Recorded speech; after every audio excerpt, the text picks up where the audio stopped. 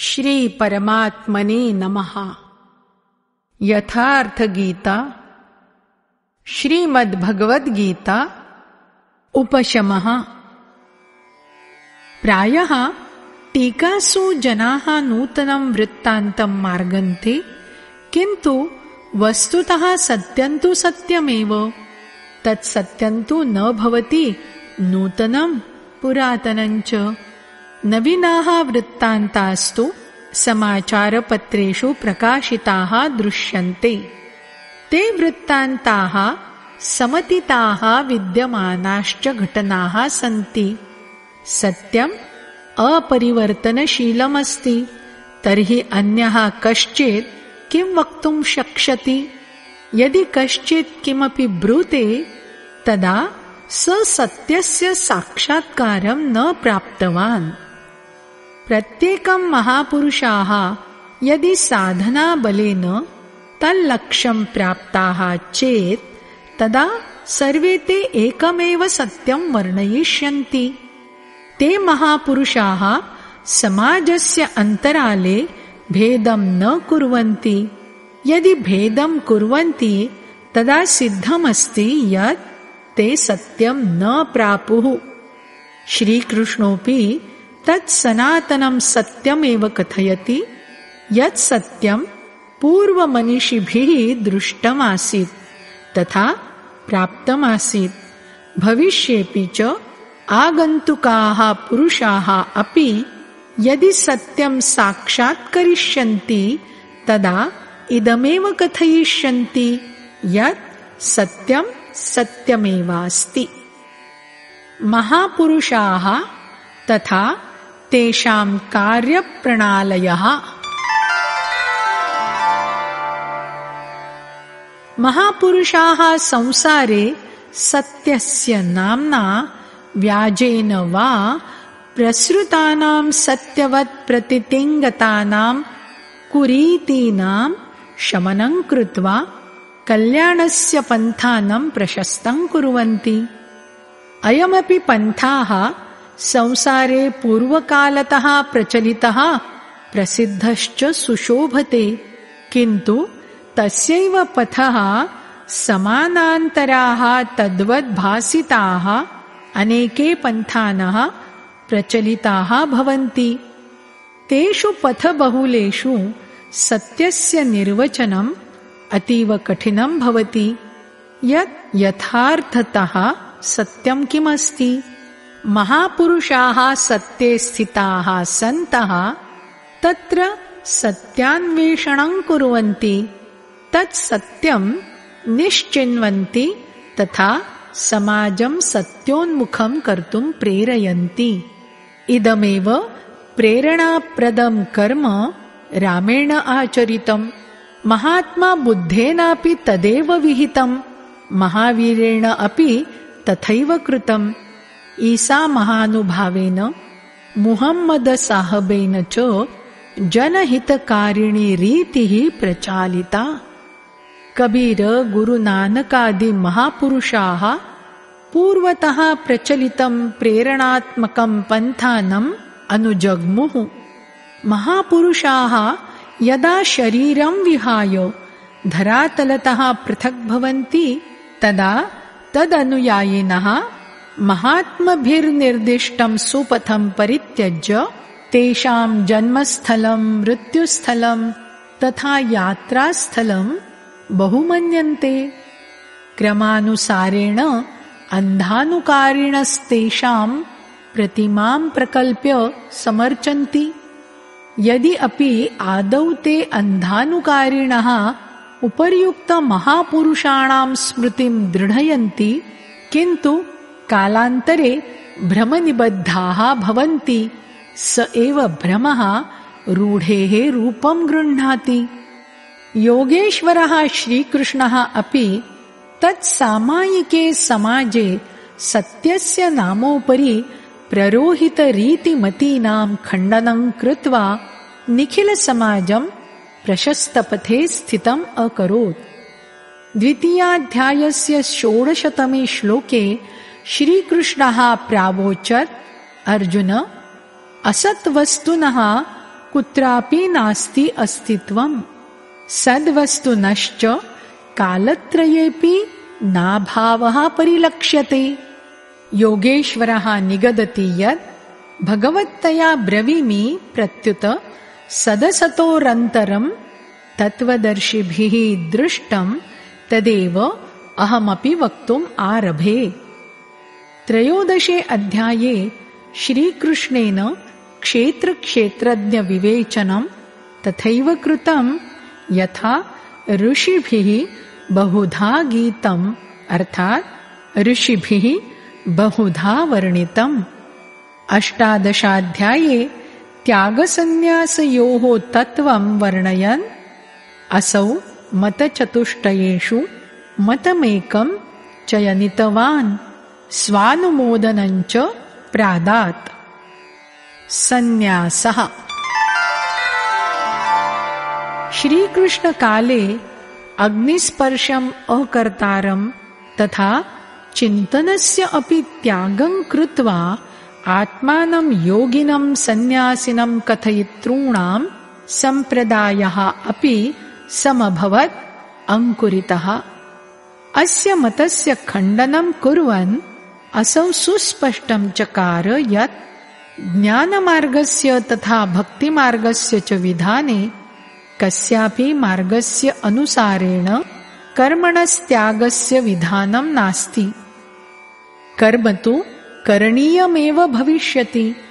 सततं कर्म कुर्वन् साधना इयती सूक्ष्मा सम्पद्यते यत् निखिलसङ्कल्पानाम् अभावो जायते, स एव पूर्णसन्न्यासोऽस्ति।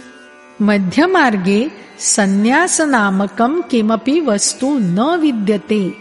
केवलं क्रियात्यागेन अग्नेः स्पर्शाभावेन न तु कश्चित् सन्न्यासी भवति न च योगी। यस्य वर्णनं 2, 3, 5, 6 तथा विशेषरूपेण 18 अध्याये द्रष्टुं शक्यते। कर्म एतादृश्येव भ्रान्तिः कर्मणः सम्बन्धेऽपि मिलति। 2 39 श्लोके श्रीकृष्णेन कथितं यत् अर्जुन इदानीं यावत् ज्ञानमेव एतत् त्वदर्थं सांख्ययोगस्य विषये कथितं। साम्प्रतं च इदं ज्ञानं त्वं निष्कामकर्मविषये शृणु। अनेन युक्तो भूत्वा त्वं कर्मणां बन्धनं सम्यक् नाशं कर्तुं शक्ष्यसि।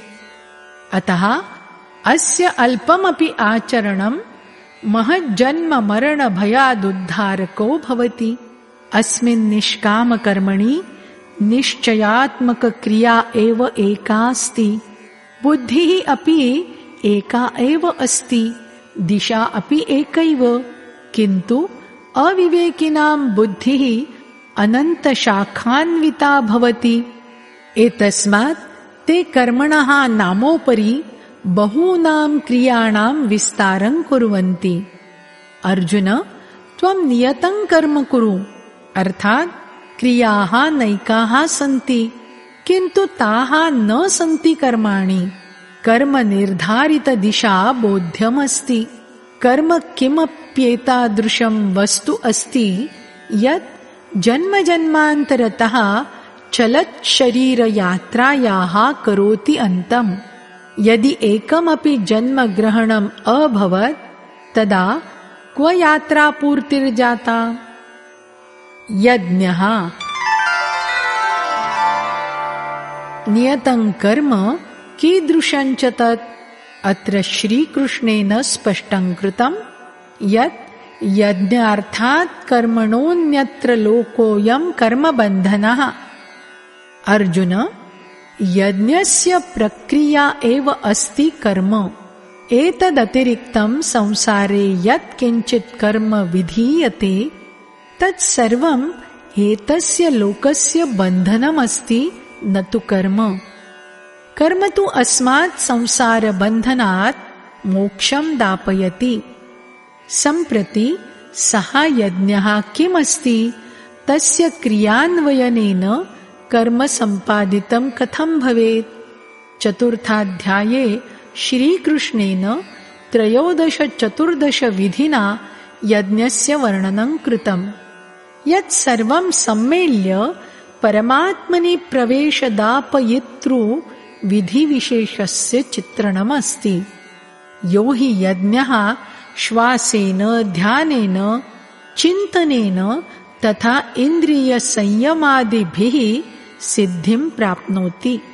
श्रीकृष्णेन इदमपि सुतरां प्रपञ्चितं यत् भौतिकद्रव्यैः साकम् एतस्य यज्ञस्य न कोऽपि सम्बन्धः।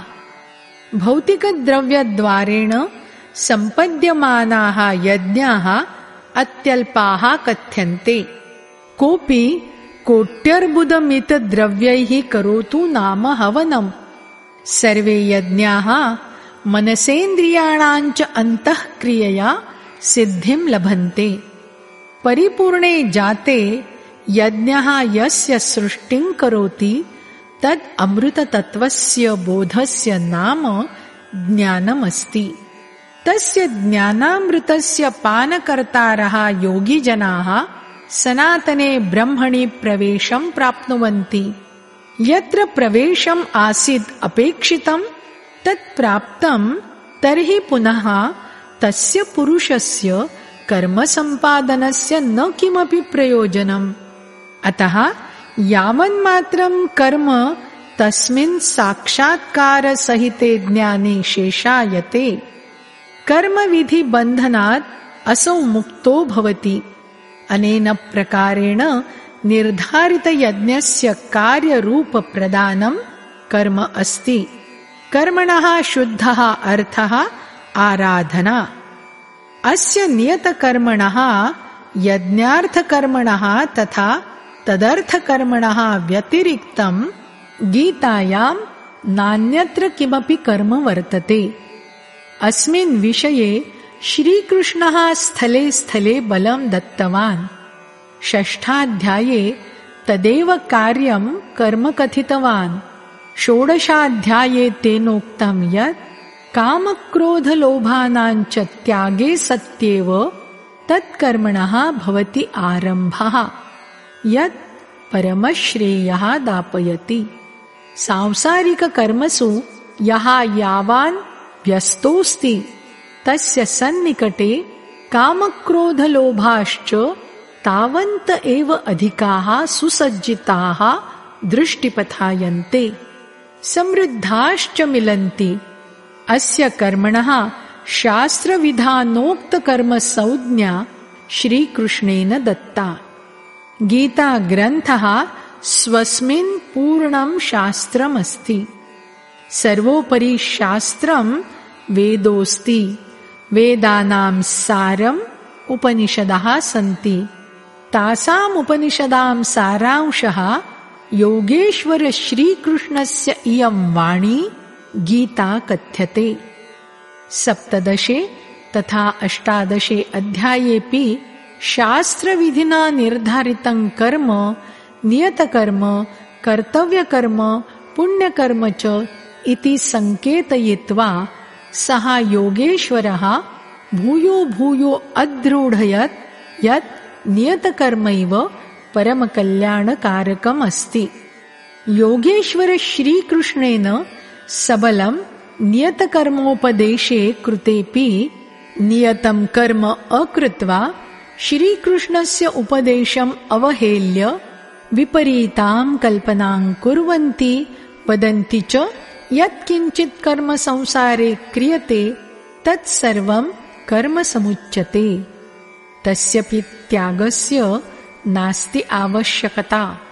केवलं फलकामनां त्यज, एतेन सम्पन्नः निष्कामकर्मयोगः।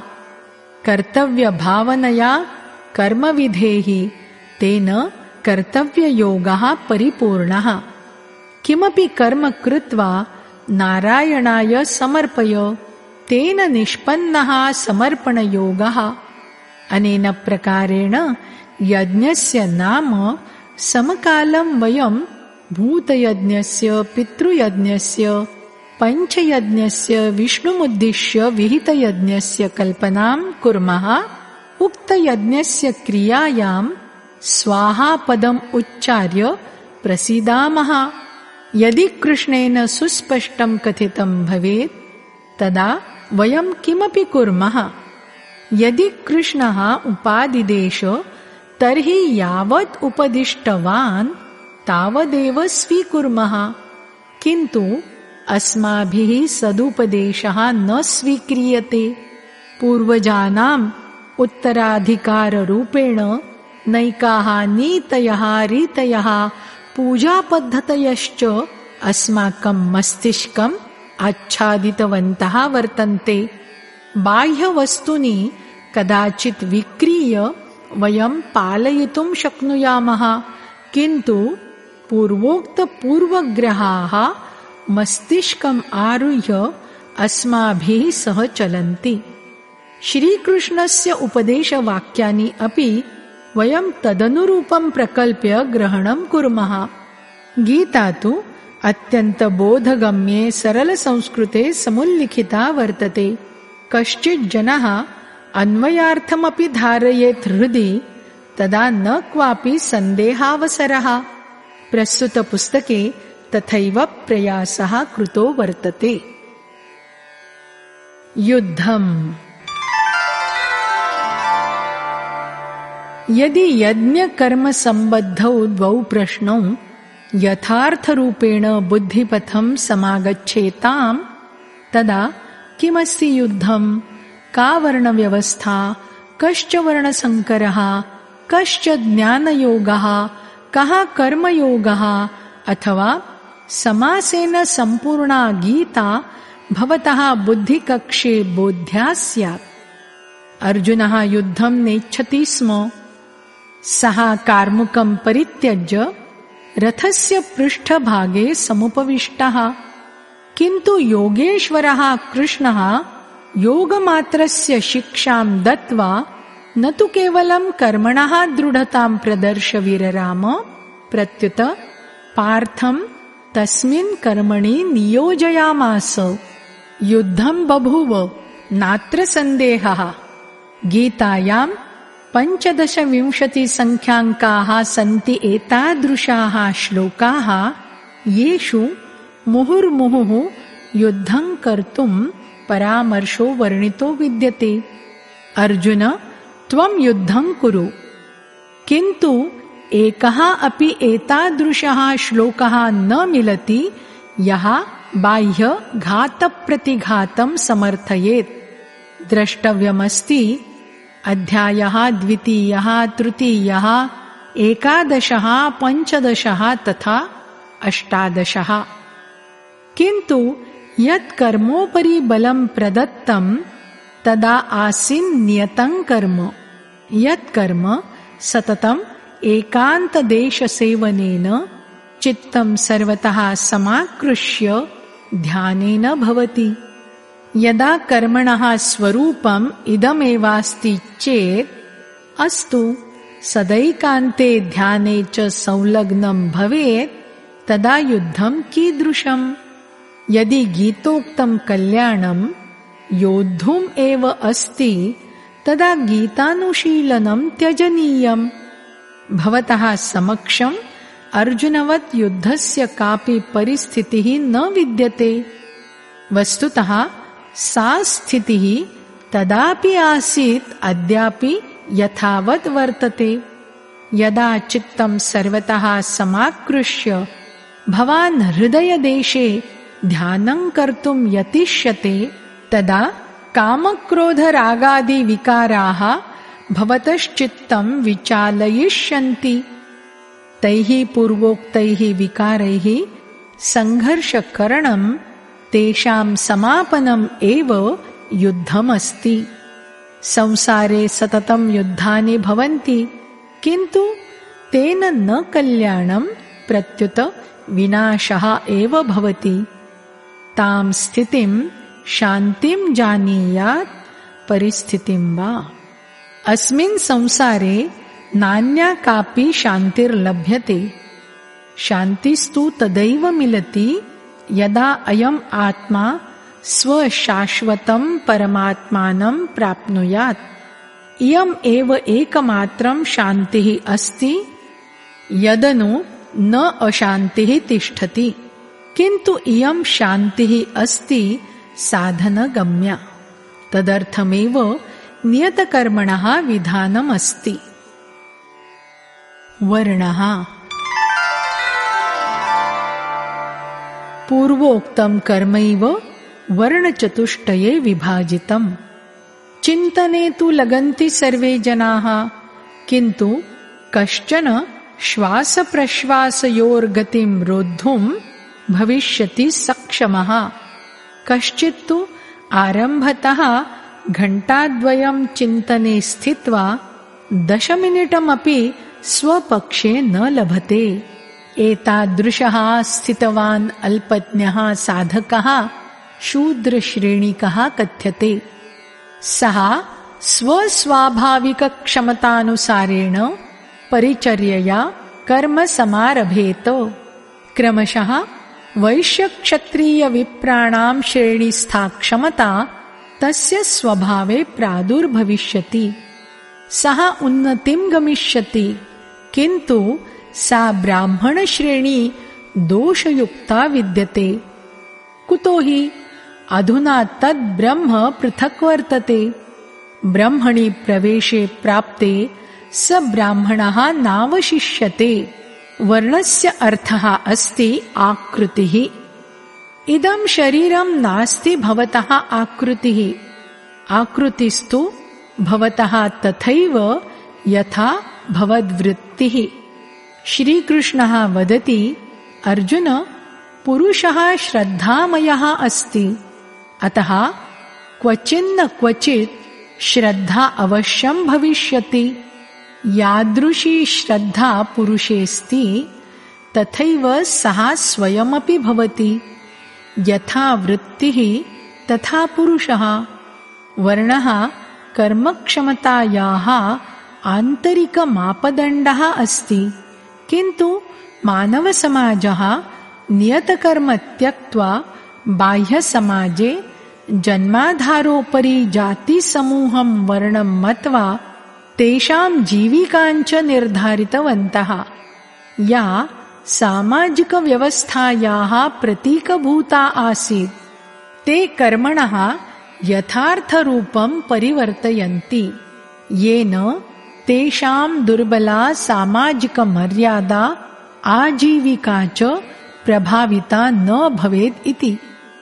कालान्तरे वर्णस्य निर्धारणं जन्मना समारब्धम्। नैतत् समीचीनम्। कृष्णेनोक्तं यत् 4 वर्णाः मया सृष्टाः। किं भारतात् बहिर्देशे न वर्तते सृष्टिः? अन्यत्र तु एतासां जातीनाम् अस्तित्वं न मिलति। भारतवर्षे नैकाः जातयश्च मिलन्ति। किं श्रीकृष्णः मानवान् विभाजितवान्? नहि। गुणकर्मविभागशः नाम गुणानुसारेण भवत्कर्मविभाजनम्। कर्माणि प्रविभक्तानि, कर्मविभाजितम्। कर्मणः बोधः यदा भवेत् तदा वर्णस्यपि ज्ञानम् आगमिष्यति। वर्णस्य च ज्ञानं बुद्धिपथायितं तदा वर्णसंकरस्य यथार्थस्वरूपं बोध्यं भविष्यति। वर्णसंकरः उक्तकर्मपथच्युतिः एव वर्णसंकरः। आत्मना शुद्धवर्णः परमात्मा कथ्यते। परमात्मनि प्रवेशदायककर्मणः पृथग्भूय प्रकृतौ सन्निवेशनम् एव वर्णसंकरः। श्रीकृष्णेन स्पष्टीकृतं यत् उक्तनियतकर्मविधानं विना तत्परमात्मस्वरूपं न कोऽपि लभते। परमात्मप्राप्तिकर्तॄणां महापुरुषाणां कृते कर्मविधानेन न कोऽपि लाभः न च त्यागेन कापि हानिः। पुनरपि ते महापुरुषाः लोकसंग्रहाय कर्मणि रमन्ते। पूर्वोक्तमहापुरुषाणामिव प्राप्यर्हं मह्यं किमपि वस्तु दुर्लभं नास्ति। पुनरपि अनुयायिनां हितेच्छया कर्मणि वर्ते। यदि कर्म न करोमि तदा सर्वे भविष्यन्ति वर्णसंकराः। लोके श्रुतमासीत् दूषितासु नारीषु जायते वर्णसंकरः, किन्तु श्रीकृष्णः अत्र कथयति यत् स्वरूपस्थाः महापुरुषाः चेन्न कर्म कुर्युः तदा लोके वर्णसंकरः प्रभवति। तस्य महापुरुषस्यानुकरणं कृत्वा आराधनाम् अवरुद्ध्य प्रकृतौ भ्रान्ताः भविष्यन्ति, वर्णसंकराः भविष्यन्ति। कुतो हि उक्तकर्म कृत्वैव तत्परमनैष्कर्म्यस्य स्थितिं स्वशुद्धवर्णं परमात्मनः प्राप्तिं च कर्तुं शक्नोति। ज्ञानयोगः तथा कर्मयोगः। कर्म एकमेवास्ति, नियतकर्म आराधना, किन्तु तस्य विधानार्थं दृष्टिकोणद्वयमस्ति। स्वशक्तिम् अवबुद्ध्य हानिलाभयोः सुनिर्णयं विधाय कर्मसम्पादनं ज्ञानयोगः अस्ति। अस्य मार्गस्य साधकः जानाति यत् अद्य मदीया इयं स्थितिः, तथा अग्रे परां भूमिकां प्राप्स्यामि। पुनः स्वस्वरूपं प्राप्तं करिष्यामि। अनया भावनया कर्मणि प्रवर्तते। स्वस्थितिं ज्ञात्वैव अग्रे वर्धते। एतदर्थं ज्ञानमार्गी समुच्यते। ससमर्पणं तस्मिन् कर्मणि प्रवृत्तिं तथा हानिलाभयोः निर्णयं स्वेष्टोपरि समर्प्य साधना प्रगतिः निष्कामकर्मयोगः भक्तिमार्गः कथ्यते।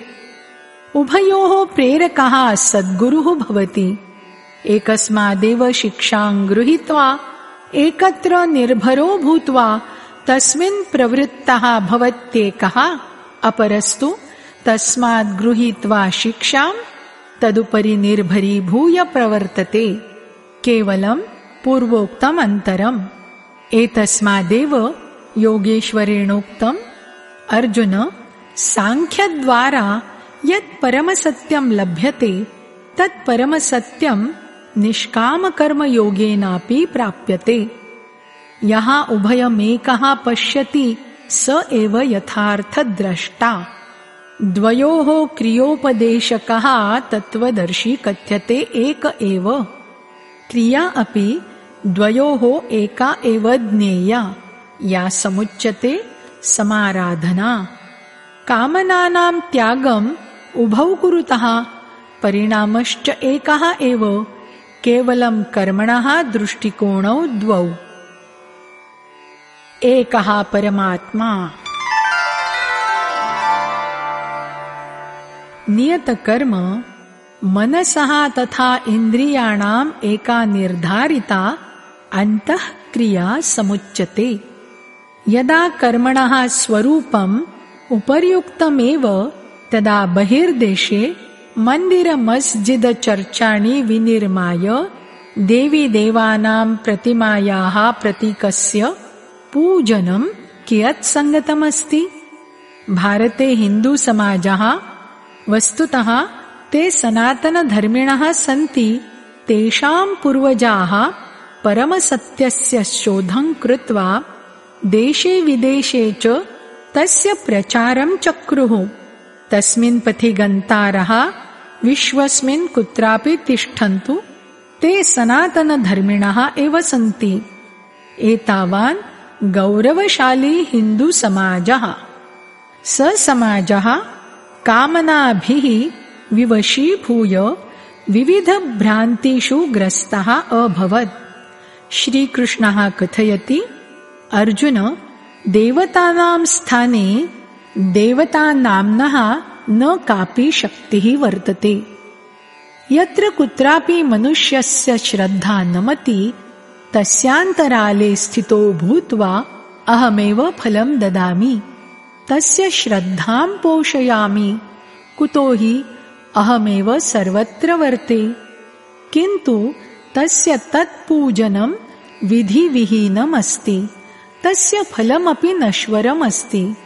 कामनाभिः येषां ज्ञानम् अपहृतं ते मूढबुद्धयः एव अन्यदेवान् अर्चन्ति। सात्विकजनाः देवान् पूजयन्ति, राजसवृत्तयः यक्षराक्षसान् पूजयन्ति, तथा तामसाः भूतप्रेतान् यजन्ते, घोरं तपः तपन्ति।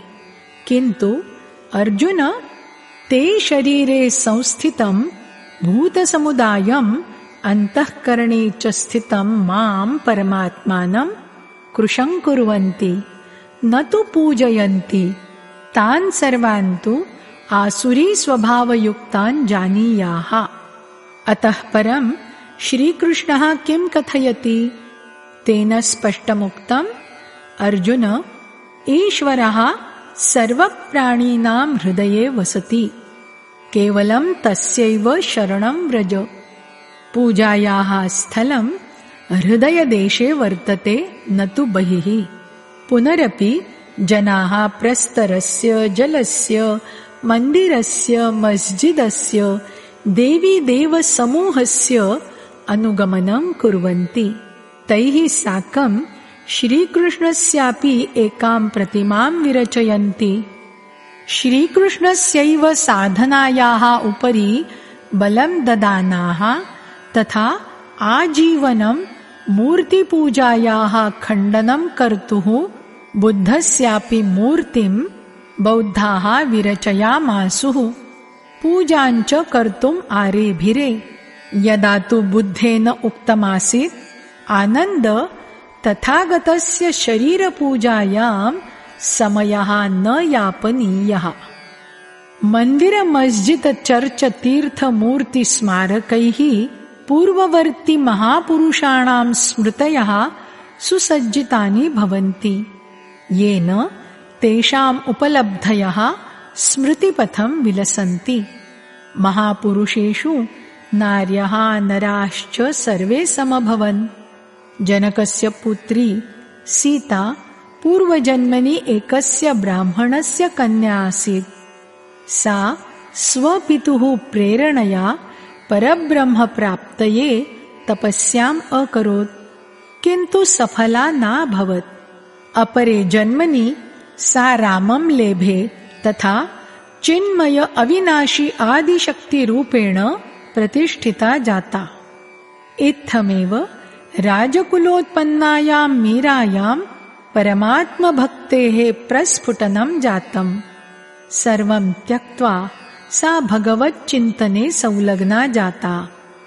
अनेकविघ्नान् सोढ्वा बभूव सफला। एतेषां पूर्वोक्तानां स्मृतिसंरक्षणाय मन्दिराणि, स्मारकभवनानि च विरचितानि, येन समाजः तेषाम् उपदेशेन अनुप्राणितः स्यात्। मीरा, सीता तथास्य पक्षस्य शोधकर्ता प्रत्येकं महापुरुषः मम आदर्शः अस्ति। अस्माभिः तेषां पदचिह्नानाम् अनुसरणं करणीयम्। किन्तु अतो महती त्रुटिः किं भविष्यति यदि वयं केवलं तच्चरणेषु पुष्पार्पणं कृत्वा चन्दनं चर्चयित्वा स्वकर्तव्यस्य समाप्तिं स्वीकुर्मः। प्रायः यो यस्य आदर्शः भवति तस्य मूर्तिं, चित्रं, पादुकां, स्थानं तत्सम्बद्धम् अपरमपि दृष्ट्वा श्रुत्वा मनसि श्रद्धा जागर्ति। एतत् उचितमपि अस्ति। अहमपि स्वगुरुदेवस्य चित्रं भ्रष्टस्थले न हि प्रक्षिप्तुं शक्नोमि, कुतो हि स मम आदर्शः अस्ति। तस्य प्रेरणया तथा कथनानुसारेण भविष्यति मम यात्रा। यादृशं तस्य स्वरूपमस्ति क्रमशः चलित्वा तस्य प्राप्तिः मम अभीष्टः अस्ति। इयमेव च तस्य यथार्थपूजा। इयत् यावत्तु समीचीनमस्ति यत् यो वस्तुतः आदर्शः अस्ति तस्य निरादरः न करणीयः। किन्तु तदुपरि पत्रपुष्पार्पणकरणमेव भक्तिं मत्वा स्थिरतया कल्याणपथो लक्ष्यतो वा स्खलनं भविष्यति। स्वकीयादर्शानाम् उपदेशं हृदयङ्गमं कर्तुं तथा तदुपरि चलितुं प्रेरणाग्रहणाय स्मारकानां प्रयोजनमस्ति।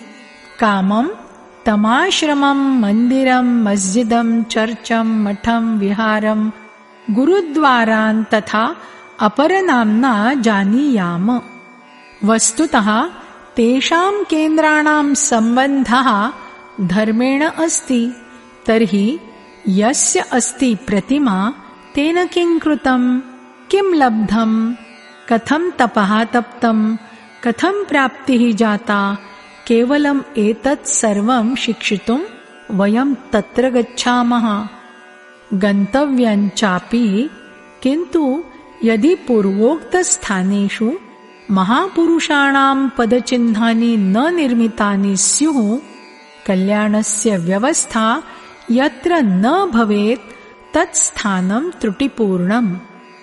तत्र केवलं रूढिलाभः, तत्र गमने हानिः एव।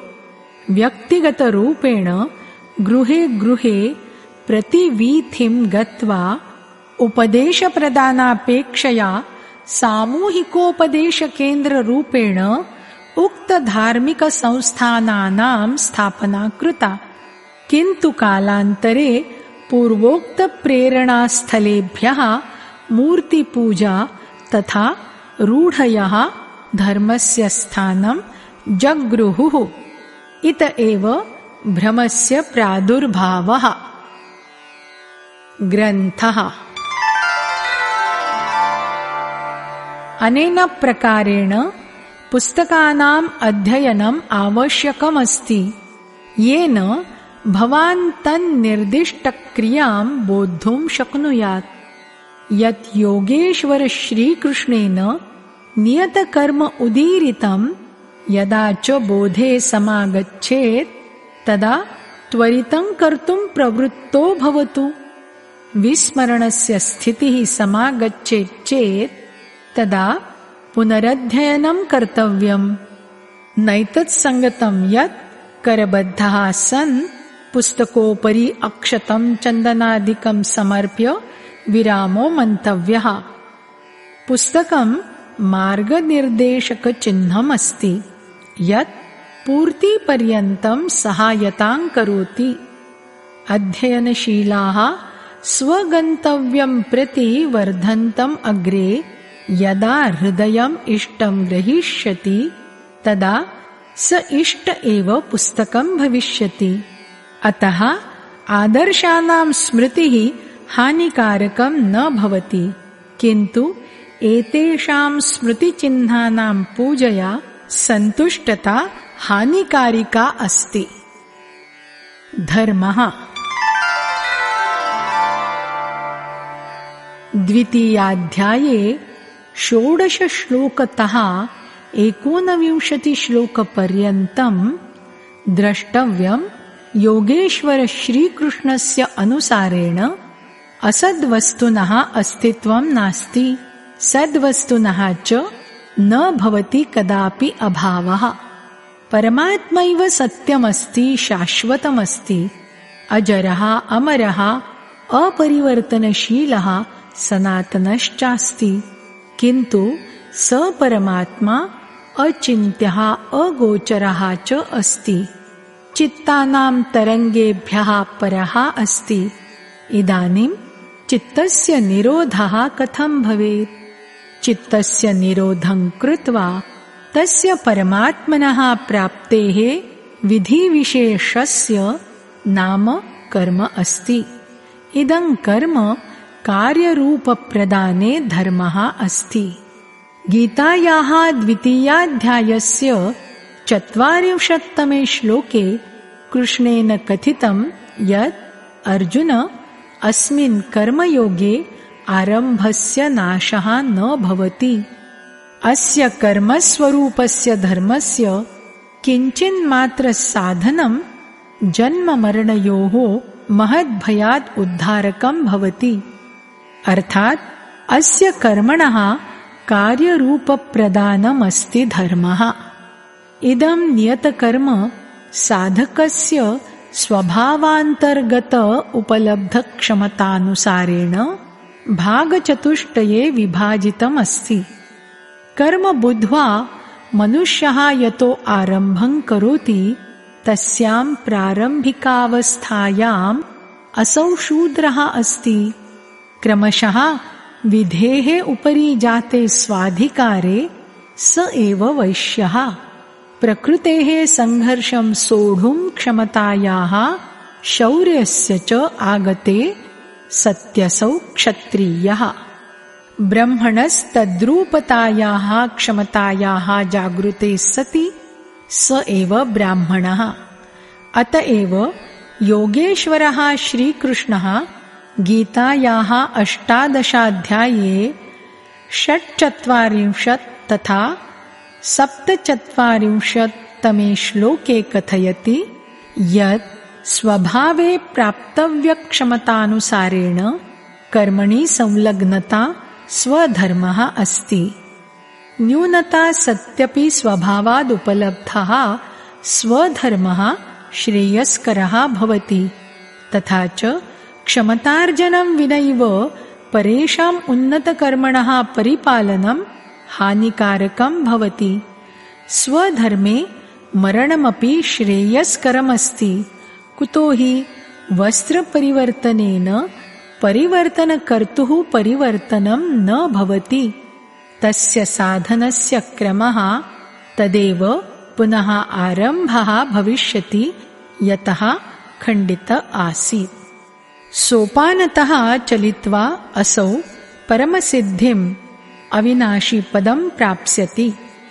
अस्योपरि पुनः बलं ददाति यत् यस्मात् परमात्मनः समस्तप्राणिनाम् अभूत् प्रादुर्भावः यः सर्वत्र व्याप्तोऽस्ति स्वभावजक्षमतानुसारेण तं सम्यक् पूजयित्वा मानवः परमसिद्धिम् अवाप्नोति। अर्थात् निश्चितविधिना एकस्य परमात्मनः चिन्तनम् अपि अस्ति धर्मः। धर्मे प्रवेशस्य अधिकारः कस्य, अस्य पालनस्य अधिकारः कस्य, इमं विषयं सुस्पष्टयन् योगेश्वरः अवादीत्, अर्जुन, अत्यन्तदुराचारः अपि अनन्यभावेन मां भजते, अनन्यः अर्थात् न अपरः, मां त्यक्त्वा अपरं कमपि नोपास्य केवलं मां भजति तदा क्षिप्रं भवति धर्मात्मा। स शीघ्रमेव धर्मात्मा भवति। तस्यात्मा धर्मे संलग्नो भवति। अतः श्रीकृष्णानुसारेण धर्मात्मा असौ अस्ति यः एकस्मिन् परमात्मनि अनन्यनिष्ठया संलग्नो भवति। सोऽस्ति धर्मात्मा यः एकस्य परमात्मनः प्राप्तये नियतकर्मणः आचरणं करोति। असौ अस्ति धर्मात्मा यः स्वभावतः नियतक्षमतानुसारेण परमात्मनः शोधे संलग्नो वर्तते। अन्ते कथयति कृष्णः यत् सर्वधर्मान् परित्यज्य मामेकं शरणं व्रज। अर्जुन, सर्वेषां धर्माणां चिन्तां विहाय एकमात्रं मम शरणम् आगच्छ। अतः एकं परमात्मानं प्रति समर्पितः व्यक्तिः एव धार्मिकः अस्ति। एकस्मिन् परमात्मनि श्रद्धायाः स्थिरीकरणमेव धर्मः अस्ति। तस्यैकस्य परमात्मनः प्राप्तेः निश्चितक्रियायाः विधानमपि धर्मः समुच्यते। इमां स्थितिं प्राप्तः महापुरुषः आत्मतृप्तमहापुरुषाणां सिद्धान्तः एव सृष्टौ एकमात्रधर्मोऽस्ति। परमात्मनः शरणं गन्तारः महापुरुषाः तं परमात्मानं कथं लब्धवन्तः, केन पथा गन्तव्यं, स पन्थाः सदा एक एव अस्ति, तत्पथे गमनं धर्मोऽस्ति। धर्मः मनुष्याणाम् आचरणानां वस्तु अस्ति। इदम् आचरणं केवलमेकमेव व्यवसायात्मिका बुद्धिरेकेह कुरु नन्दन इति द्वितीयाध्याये 41 श्लोके कथितम्। अस्मिन् कर्मयोगे निश्चयात्मिका क्रिया एका एव अस्ति। इन्द्रियाणां चेष्टां मनसः व्यापारञ्च संयमितं कृत्वा आत्मनि परमात्मनः प्रवाहितकरणम् इति चतुर्थेऽध्याये 27 श्लोके दृश्यते। धर्मान्तरणम्। सनातनधर्मस्य आदिदेशे भारते कुरीतयः इयद् विस्तारं गता यत् यवनानाम् आक्रमणकाले तेषां धर्माक्रमकानां हस्तस्य एकग्रासस्य ओदनखादनेन ईषदपि जलपानेन नष्टो भवितुमारब्धवान्। धर्मभ्रष्टघोषिताः सहस्राधिकहिन्दवः आत्महत्यां चक्रुः। धर्मार्थे ते प्राणत्यागं कर्तुं जानन्ति स्म, किन्तु वस्तुतः कोऽस्ति धर्मः इति जानीयुः तदा धर्मबोधः। धर्मः तु अभवत् लज्जावती नाम्नी लता। लज्जावत्याः लतायाः पुञ्जः कृते स्पर्शे संकुचितायते, किन्तु स्पर्शमुक्ते सति विकसति। भारतीयानां सनातनधर्मः तु इत्थं संकुचितः जातः यत् अद्यावधि न लब्धवान् विकासम्। यस्य सनातनस्य आत्मनः स्पर्शः भौतिकवस्तूनि कर्तुं न समर्थः, स सनातनः क्व स्पर्शेन अदनेन नष्टो भवति। भारतीयाः खड्गेन मृताः, धर्मः स्पर्शेण मृतः। किं सच्चामुचं धर्मः नष्टो जातः? कदापि नहि।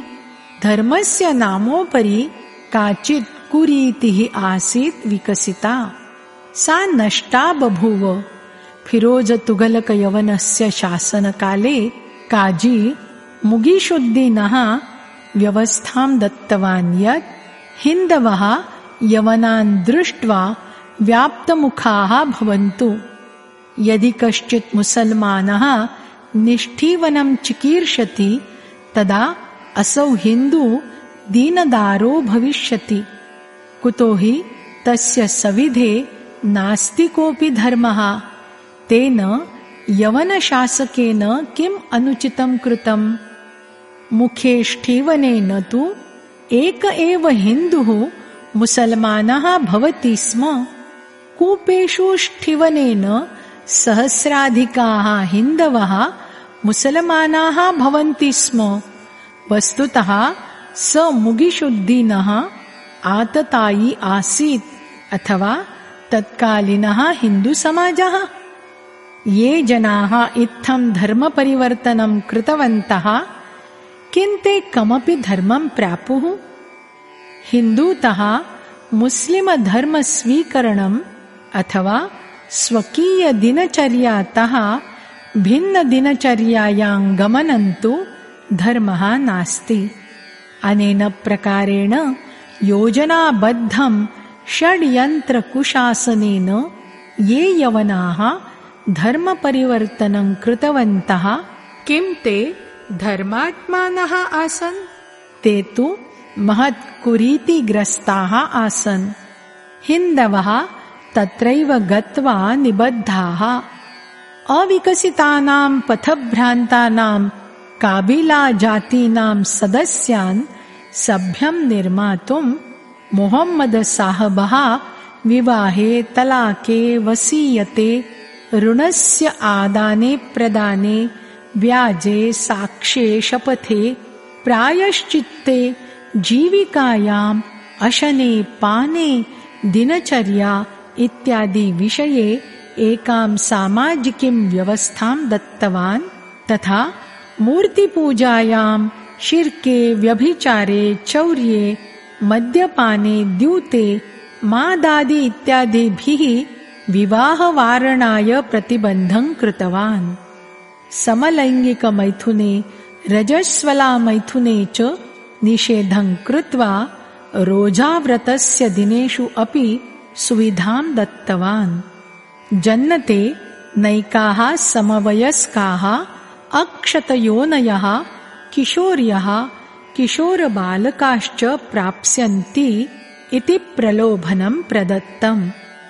नेयं काचित् धर्मव्यवस्था एकप्रकारस्य आसीत् सामाजिकव्यवस्था।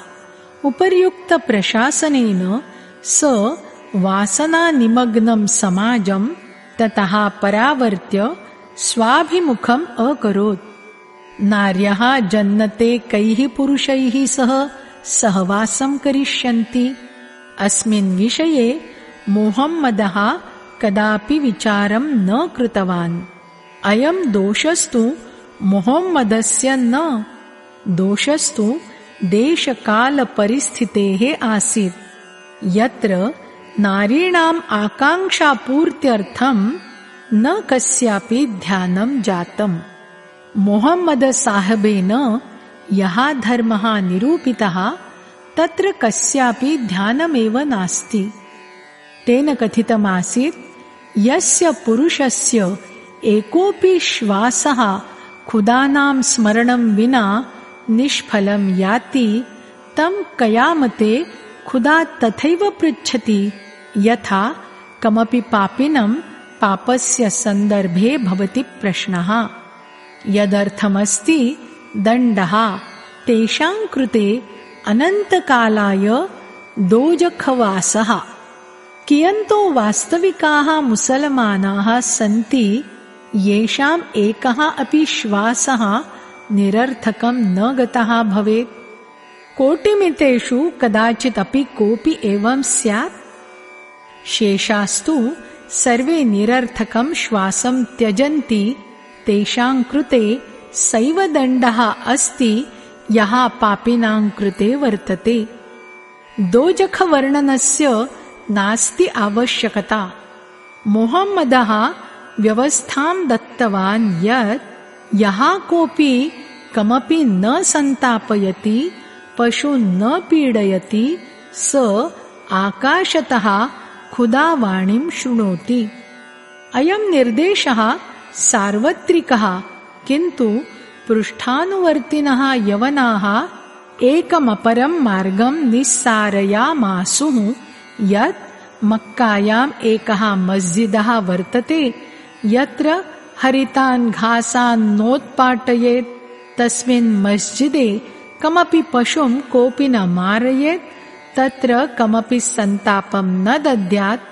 अन्ततः मुहम्मद साहबस्य नियमं स्वार्थानुकूलं व्याख्याय प्राचीनक्रूरनियमेषु अभवन् स्वस्थाः। किं खुदायाः वाणीश्रवणात् पूर्वं मुहम्मदः कमपि मस्जिदं व्यरचयत्? कदाचित् कस्मिन्नपि मस्जिदे कोऽपि कुरानस्य आयत अवतरितः? अयं मस्जिदस्तु मुहम्मद साहबस्य वासस्थली आसीत्, यत्र तस्य स्मृतिः सुरक्षिता वर्तते।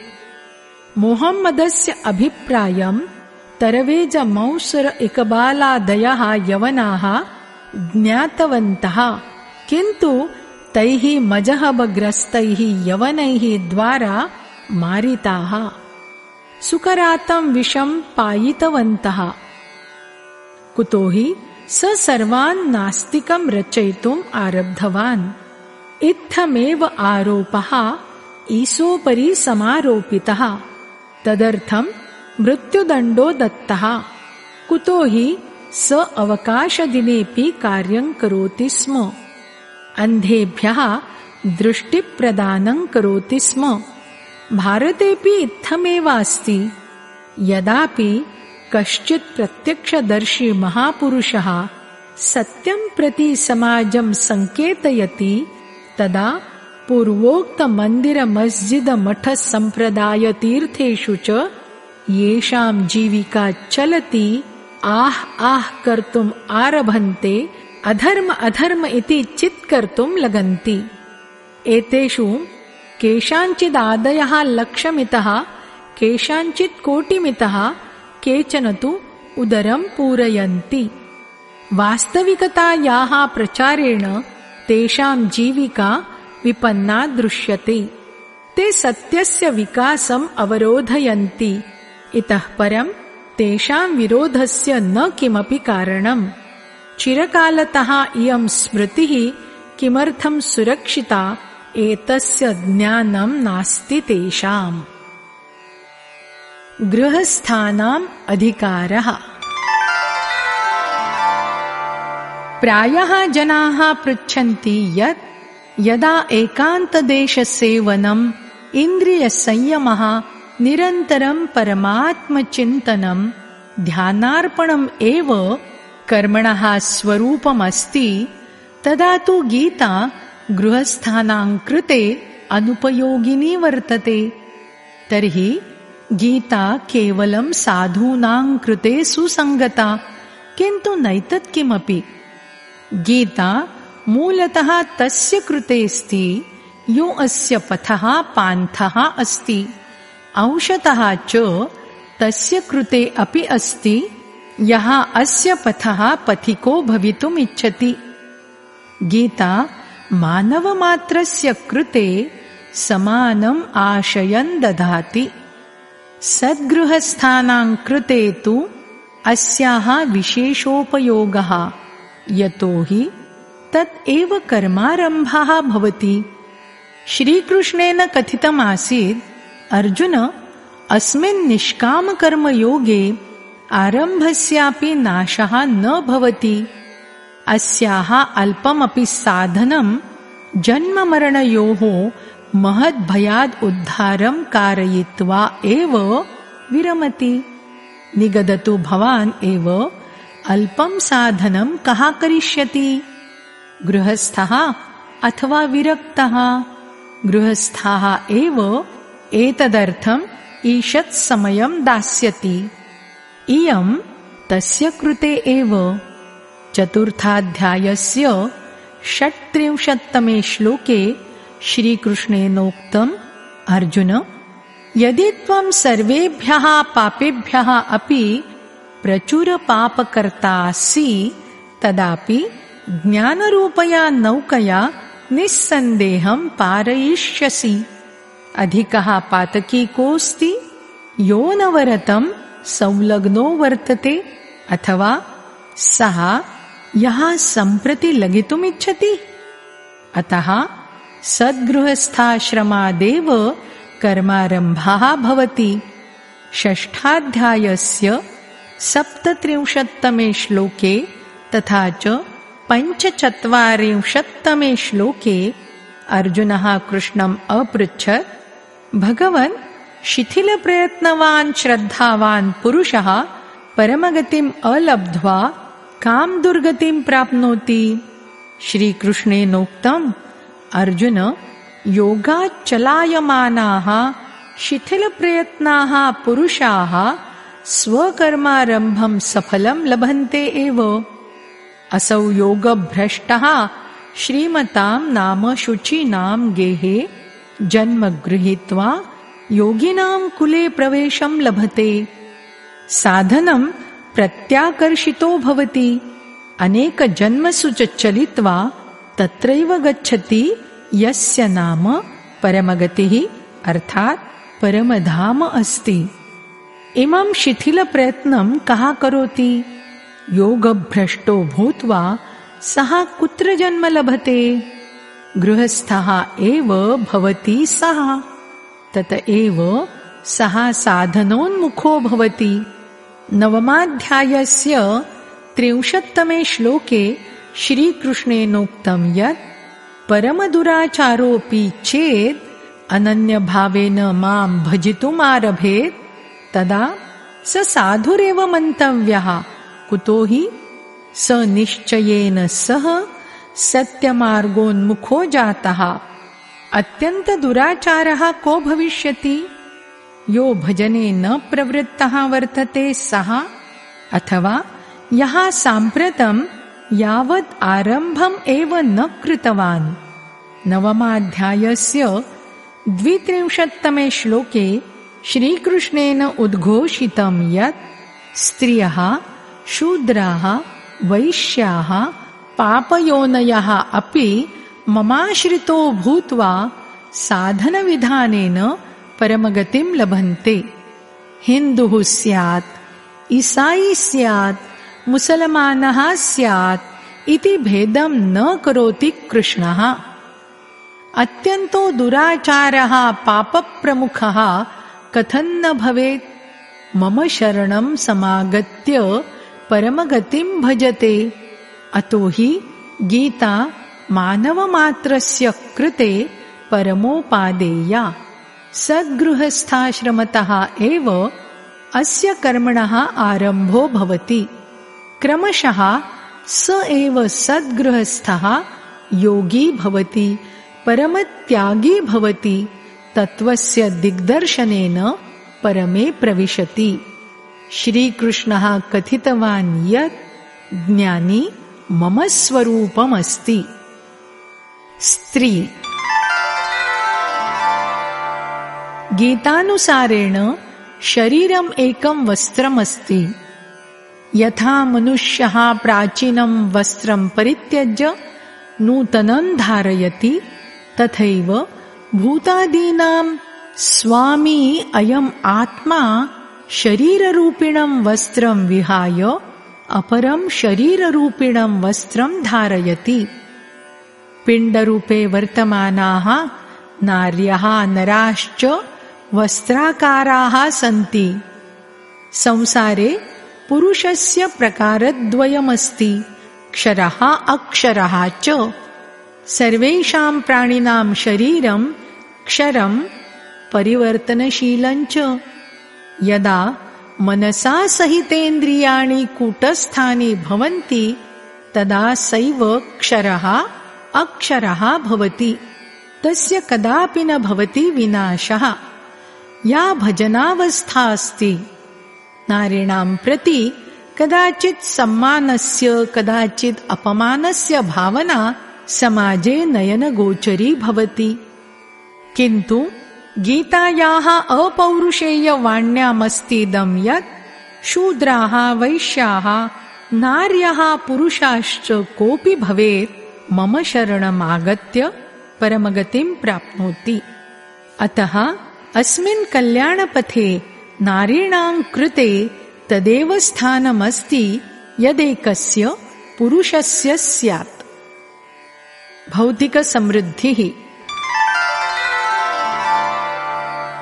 गीता तु परमकल्याणं ददाति। सा इहैव मानवानां कृते आवश्यकभौतिकवस्तूनां चापि विधानं करोति। नवमाध्यायस्य 20 तथा 22 श्लोके योगेश्वरः श्रीकृष्णः भणति यत् बहवो जनाः निर्धारितविधिना माम् अभ्यर्च्य परिणामे स्वर्गं कामयन्ते। ते विशालतमं स्वर्गलोकं प्राप्नुवन्ति। ददामि च अहम्। यत्किमपि याचिष्यसे तत्सर्वं मत्तः प्राप्स्यसि। किन्तु उपभोगानन्तरं प्राप्तं वस्तु समाप्तिमेष्यति। कुतो हि स्वर्गभोगाः सन्ति नश्वराः। ते सर्वे पुनः जन्म ग्रहीष्यन्ति। आम्, मत्तः सम्बन्धकारणेन ते न नङ्क्षन्ति कुतो हि कल्याणस्वरूपः अहमस्मि। अहं तेभ्यः भोगं ददामि, शनैः शनैश्च भोगान् निवृत्तं कृत्वा पुनस्तां कल्याणे नियोजयामि। क्षेत्रम् यस्य परमात्मनः श्रीमुखस्य पूतवाणीयं गीतास्ति तेन स्वयं परिचयः प्रदत्तः। इदं शरीरं कौन्तेय क्षेत्रमित्याभिधीयते। अर्जुन, इदं शरीरमेव क्षेत्रपदबोध्यमस्ति, यस्मिन्नुक्तं श्रेष्ठम् अधञ्च बीजं संस्काररूपेणाङ्कुरति। कालान्तरे सुखदुःखयोः स्वरूपमादाय भोगरूपेण मिलति। आसुरी सम्पत् अधमयोनिषु नयति, परं यदा दैवी सम्पत् परमदेवे परमात्मनि प्रवेशं दापयति।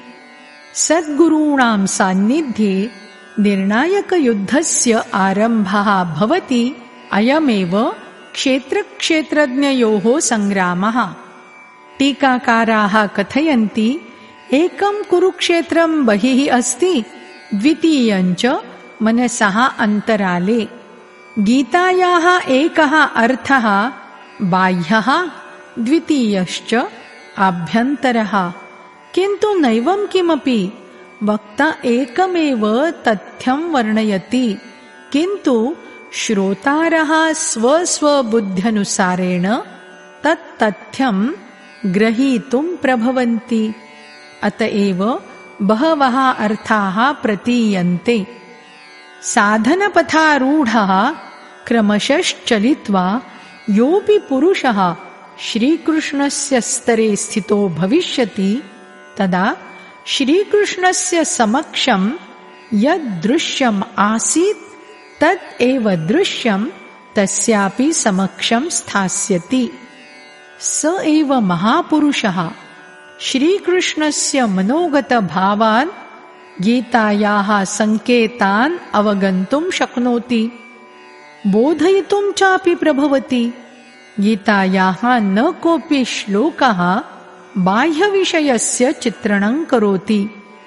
अशनं परिधानं निवसनञ्च भवन्तः जानन्ति एव।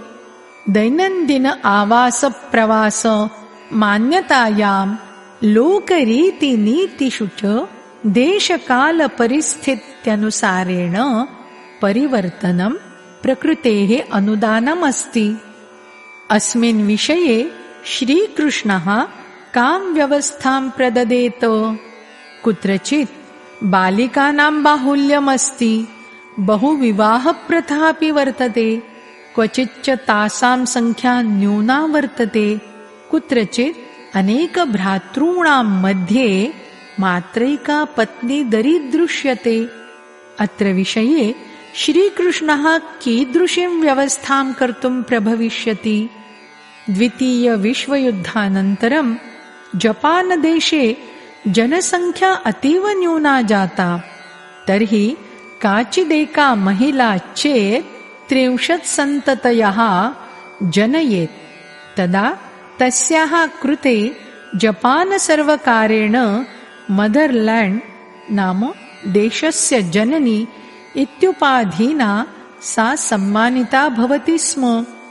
वैदिककालीनभारते पूर्वं प्रत्येकदम्पतेः 10 संख्याकाः पुत्रीः पुत्रान् जनयितुं विधानमासीत्।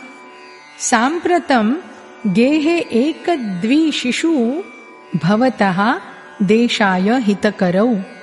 तत्र घोषणास्वरूपम् अवलोकयतु।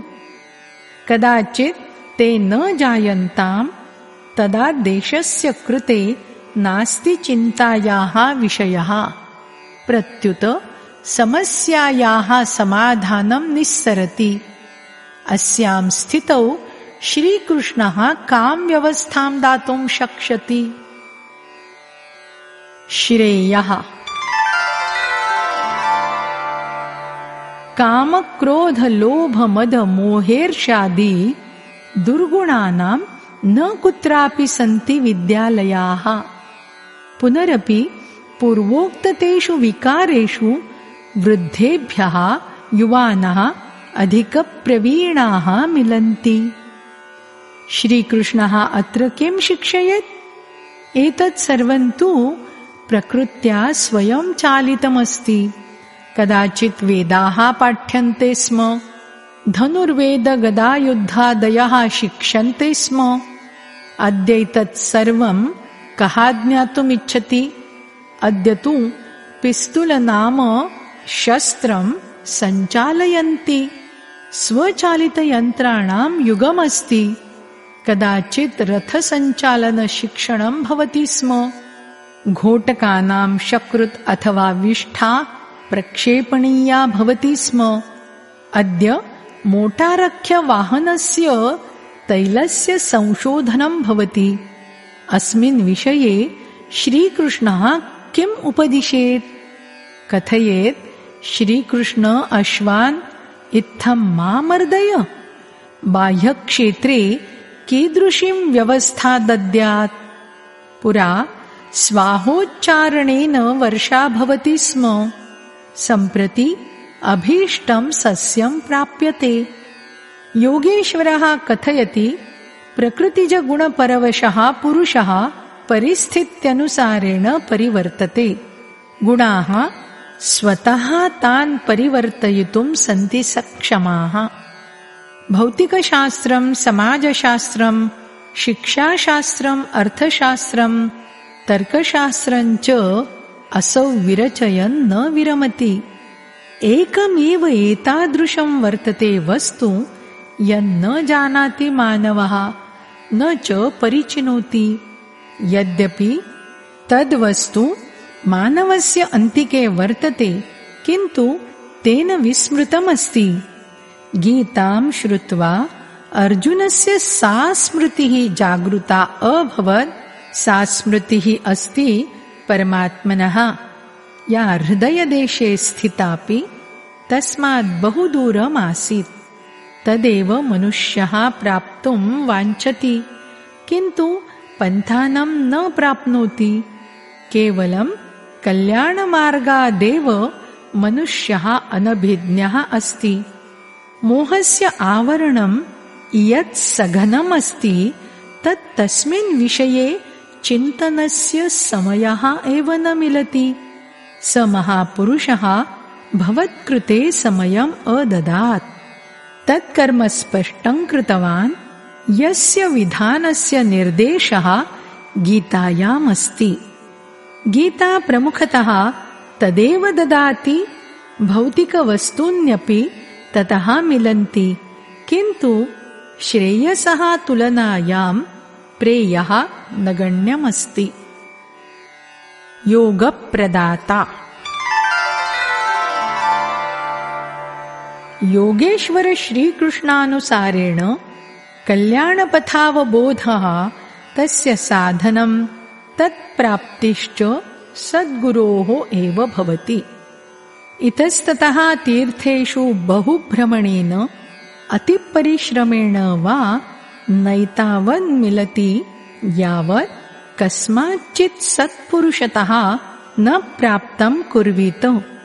तृतीयाध्यायस्य 34तमे श्लोके प्रोवाच श्रीकृष्णः, अर्जुन, त्वं कस्यचित् तत्त्वदर्शिनः महापुरुषस्य अन्तिके गत्वा सम्यग् रूपेण दण्डप्रणामं विधेहि।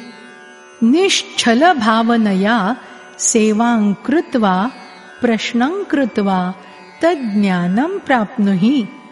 प्राप्तेः एकमात्र उपायः अस्ति, कस्यचित् महापुरुषस्य सान्निध्यं, तस्य सेवा च। तदनुसारेण चलित्वा योगस्य संसिद्धिं कालान्तरे प्राप्स्यसि। 18 अष्टादशतमे श्लोके तेन कथितं यत् परिज्ञाता अर्थात् तत्त्वदर्शी महापुरुषः ज्ञानम् अर्थात् ज्ञातुं विधिं ज्ञेयस्य परमात्मनः च त्रिविधकर्म प्रेरकः अस्ति। अतः श्रीकृष्णानुसारेण महापुरुषः एव कर्मणः माध्यमोऽस्ति, न तु केवलं पुस्तकम्। पुस्तकं तु एकः चिकित्सायोगः अस्ति। चिकित्सायोगस्य रटनेन न कोऽपि भवति रोगरहितः, प्रत्युत योगस्य प्रयोगः विधेयः। नरकः।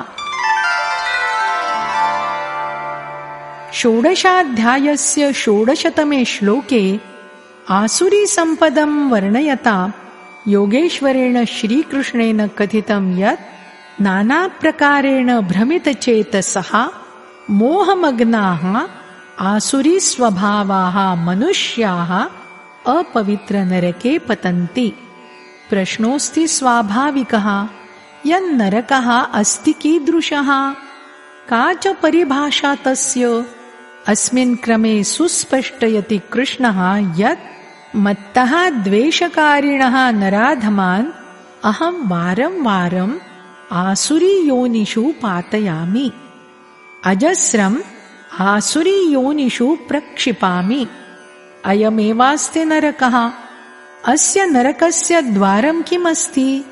तेनोक्तं यत् कामक्रोधलोभाश्च त्रिविधं द्वारमस्ति नरकस्य, यत्र आसुरीसम्पदः गठनं भवति।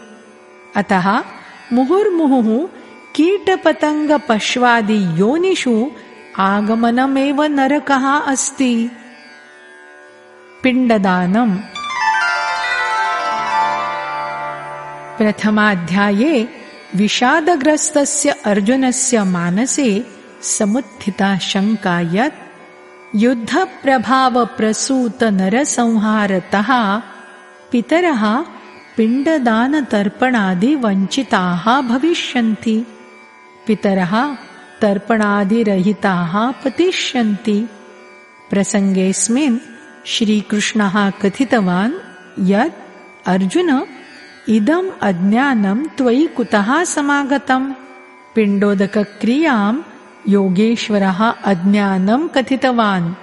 अवादिच्च यत् यथा जीर्णशीर्णवस्त्राणि त्यक्त्वा मानवः नूतनं वस्त्रम् आदधाति, तथैव अयमात्मा जीर्णं शरीरं विहाय तत्कालं शरीररूपिणं नवीनं वस्त्रं गृह्णाति। अत्र शरीरं मात्र एकवस्त्रस्थानीयम्। यदा च आत्मा केवलं वस्त्रं परिवर्तितवान्, असौ न मृतः, नश्वरं शरीरं त्यक्तवान्। तस्य व्यवस्थाः पूर्ववत् सन्ति। तदा अनेन भोजनेन नाम पिण्डदानेन, आसनेन, शय्यया, वाहनेन, आवासेन, जलादिभिः वा कः तर्प्यते? इदमेवास्ति कारणं यत् योगेश्वरः कृष्णः पिण्डदानम् अज्ञानम् अघोषयत्। 15 7 श्लोके अस्मिन् विषये बलं ददानः ब्रवीति कृष्णः यत् अयमात्मा ममैवांशः अस्ति, सनातनः च ममैव स्वरूपः अस्ति। मनसा सहित पंचेन्द्रियाणां कार्यकलापजन्यं संस्कारं गृहीत्वा द्वितीयं शरीरं धारयति। मनसा सहित षडेन्द्रियाणां माध्यमेन अग्रिमशरीरे विषयान् भुनक्ति। आत्मा यत् शरीरं दधार तत्रापि भोगसामग्री समुपलब्धा वर्तते। पुनः पिण्डदानस्य आवश्यकता का? अत्रैकं शरीरं त्यक्तं, तत्र द्वितीयं शरीरं धृतं। स आत्मा सुतराम् अपरशरीरे प्रविशति। मध्ये न कुत्रापि विश्रामस्थलम्। यदा नास्ति किमपि स्थानं, तदा सहस्राधिकं पूर्वजानाम् अनादिकालतः तत्र वसतिः तथा तेषां जीविकावंशपरम्परायाः हस्ते निर्धारणं तथा पञ्जरस्थपक्षीवत् तेषां रुदनं पतनम् एकम् अज्ञानमात्रमस्ति। अतः श्रीकृष्णः पिण्डदानम् अज्ञानम् अकथयत्। पापं पुण्यञ्च। अस्मिन् प्रश्नोपरि समाजे नैकाः भ्रान्तयः सन्ति, किन्तु योगेश्वर श्रीकृष्णानुसारेण रजोगुणोद्भवः कामः अयं क्रोधः च भोगैः कदापि तृप्तिरहितो महत्पापिनौ स्तः। अर्थात् काम एव एकमात्रास्ति पापः। पापस्योद्गमः कामः अस्ति, कामनाश्च। इमाः कामनाः वसन्ति क्व? श्रीकृष्णः कथितवान्, यदिन्द्रियाणि मनः बुद्धिश्च अस्य वासस्थानं कथ्यते। यदा विकाराः शरीरे न वर्तन्ते, मनसि एव भवन्ति, तर्हि शरीरमार्जनेन किं भविष्यति? श्रीकृष्णानुसारेण अस्य मनसः शुद्धिः नामजपात् भवति, ध्यानात् भवति। समकालीनस्य कस्यचित् तत्त्वदर्शिनः महापुरुषस्य सेवया च तं प्रति समर्पणेन यदर्थं स चतुर्थाध्यायस्य 34तमे श्लोके प्रोत्साहयत् यत् तद्विद्धि प्रणिपातेन सेवां प्रश्नञ्च कृत्वा तज्ज्ञानं लभस्व येन सर्वाणि पापानि विनश्यन्ति। तृतीयाध्यायस्य 13तमे श्लोके स उक्तवान् यत् यज्ञशेषान्न भोक्तारः सन्तजनाः सम्पूर्णपापेभ्यः मुञ्चन्ते, ये च शरीरयात्रार्थं कामनां कुर्वन्ति ते पापाः पापं भुञ्जन्ति। अत्र यज्ञश्चिन्तनस्य एका निश्चिता क्रिया अस्ति, यया मनसि निहिताः चराचरजगतः संस्काराः भस्मीभवन्ति। केवलं ब्रह्म एवावशिष्यते। अतः शरीरस्य जन्मनः यत् कारणमस्ति तदेव पापमस्ति। यच्च तद् अमृततत्त्वस्य अस्ति दापयिता यदनु कदापि न भवति शरीरधारणं तदेव पुण्यमस्ति। सप्ताध्यायस्य 29तमे श्लोके कथयति कृष्णः, मम शरणागतो भूत्वा जरामरणादिदोषेभ्यः मुक्तये पापरहिताः पुण्यकर्माणः सम्पूर्णं ब्रह्म सम्पूर्णं कर्म सम्पूर्णमध्यात्म तथा माञ्च सम्यक् जानन्ति, माञ्च ज्ञात्वा मयि भवन्ति स्थिताः। अतः पुण्यकर्म तदस्ति यत् जरामरणादिदोषाणाम् उपरि प्रतिष्ठाप्य शाश्वतस्य अवबोधं तस्मिंश्च शाश्वतकीं स्थितिं दापयति।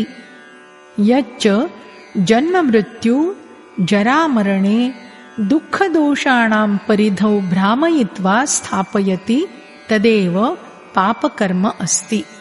दशमाध्यायस्य 3 श्लोके कथयति कृष्णः, यः पुरुषः मां जन्ममृत्युरहितम् आद्यन्तमुक्तं सर्वलोकस्य महान्तम् ईश्वरं साक्षात्कारसहितं विजानाति, स पुरुषः मरणधर्मेषु मनुष्येषु ज्ञानवान् अस्ति। एवञ्च ज्ञाता समस्तपापेभ्यः मुक्तो भवति। अतः साक्षात्कारेण सहैव सर्वपापेभ्यः जायते निवृत्तिः।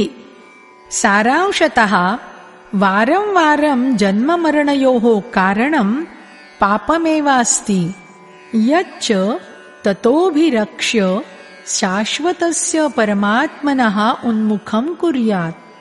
परमशान्तिं कारयेत् तदेव पुण्यकर्म। सत्यभाषणं केवलं स्वपरिश्रमार्जितभोगस्य भोगः।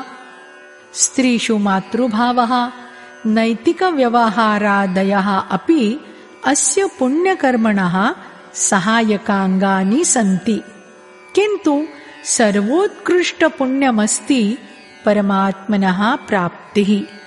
यत् मात्रैक परमात्मश्रद्धां भञ्जयति तदेव पापमस्ति। सर्वे सन्तः एकैव। गीतायाः 4th प्रथमश्लोके भगवान् श्रीकृष्णः उक्तवान् यत् अमुम् अविनाशिनं योगं कल्पादौ अहं सूर्याय अकथयम्।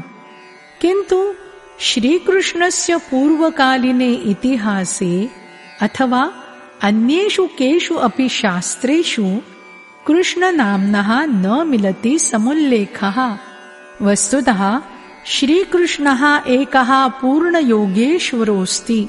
सः एकस्य अव्यक्तस्य अविनाशी भावस्य स्थितिः। यदा कदापि परमात्मनः मेलापिका क्रिया अर्थात् या योगस्य सूत्रपाते निर्दिष्टा, तदा एतत् स्थितिवान् कश्चित् महापुरुषः तां पूर्णीकृतवान्। कामं स रामो भवति, ऋषिः झरत्रुस्रो वा कथन्न स्यात्।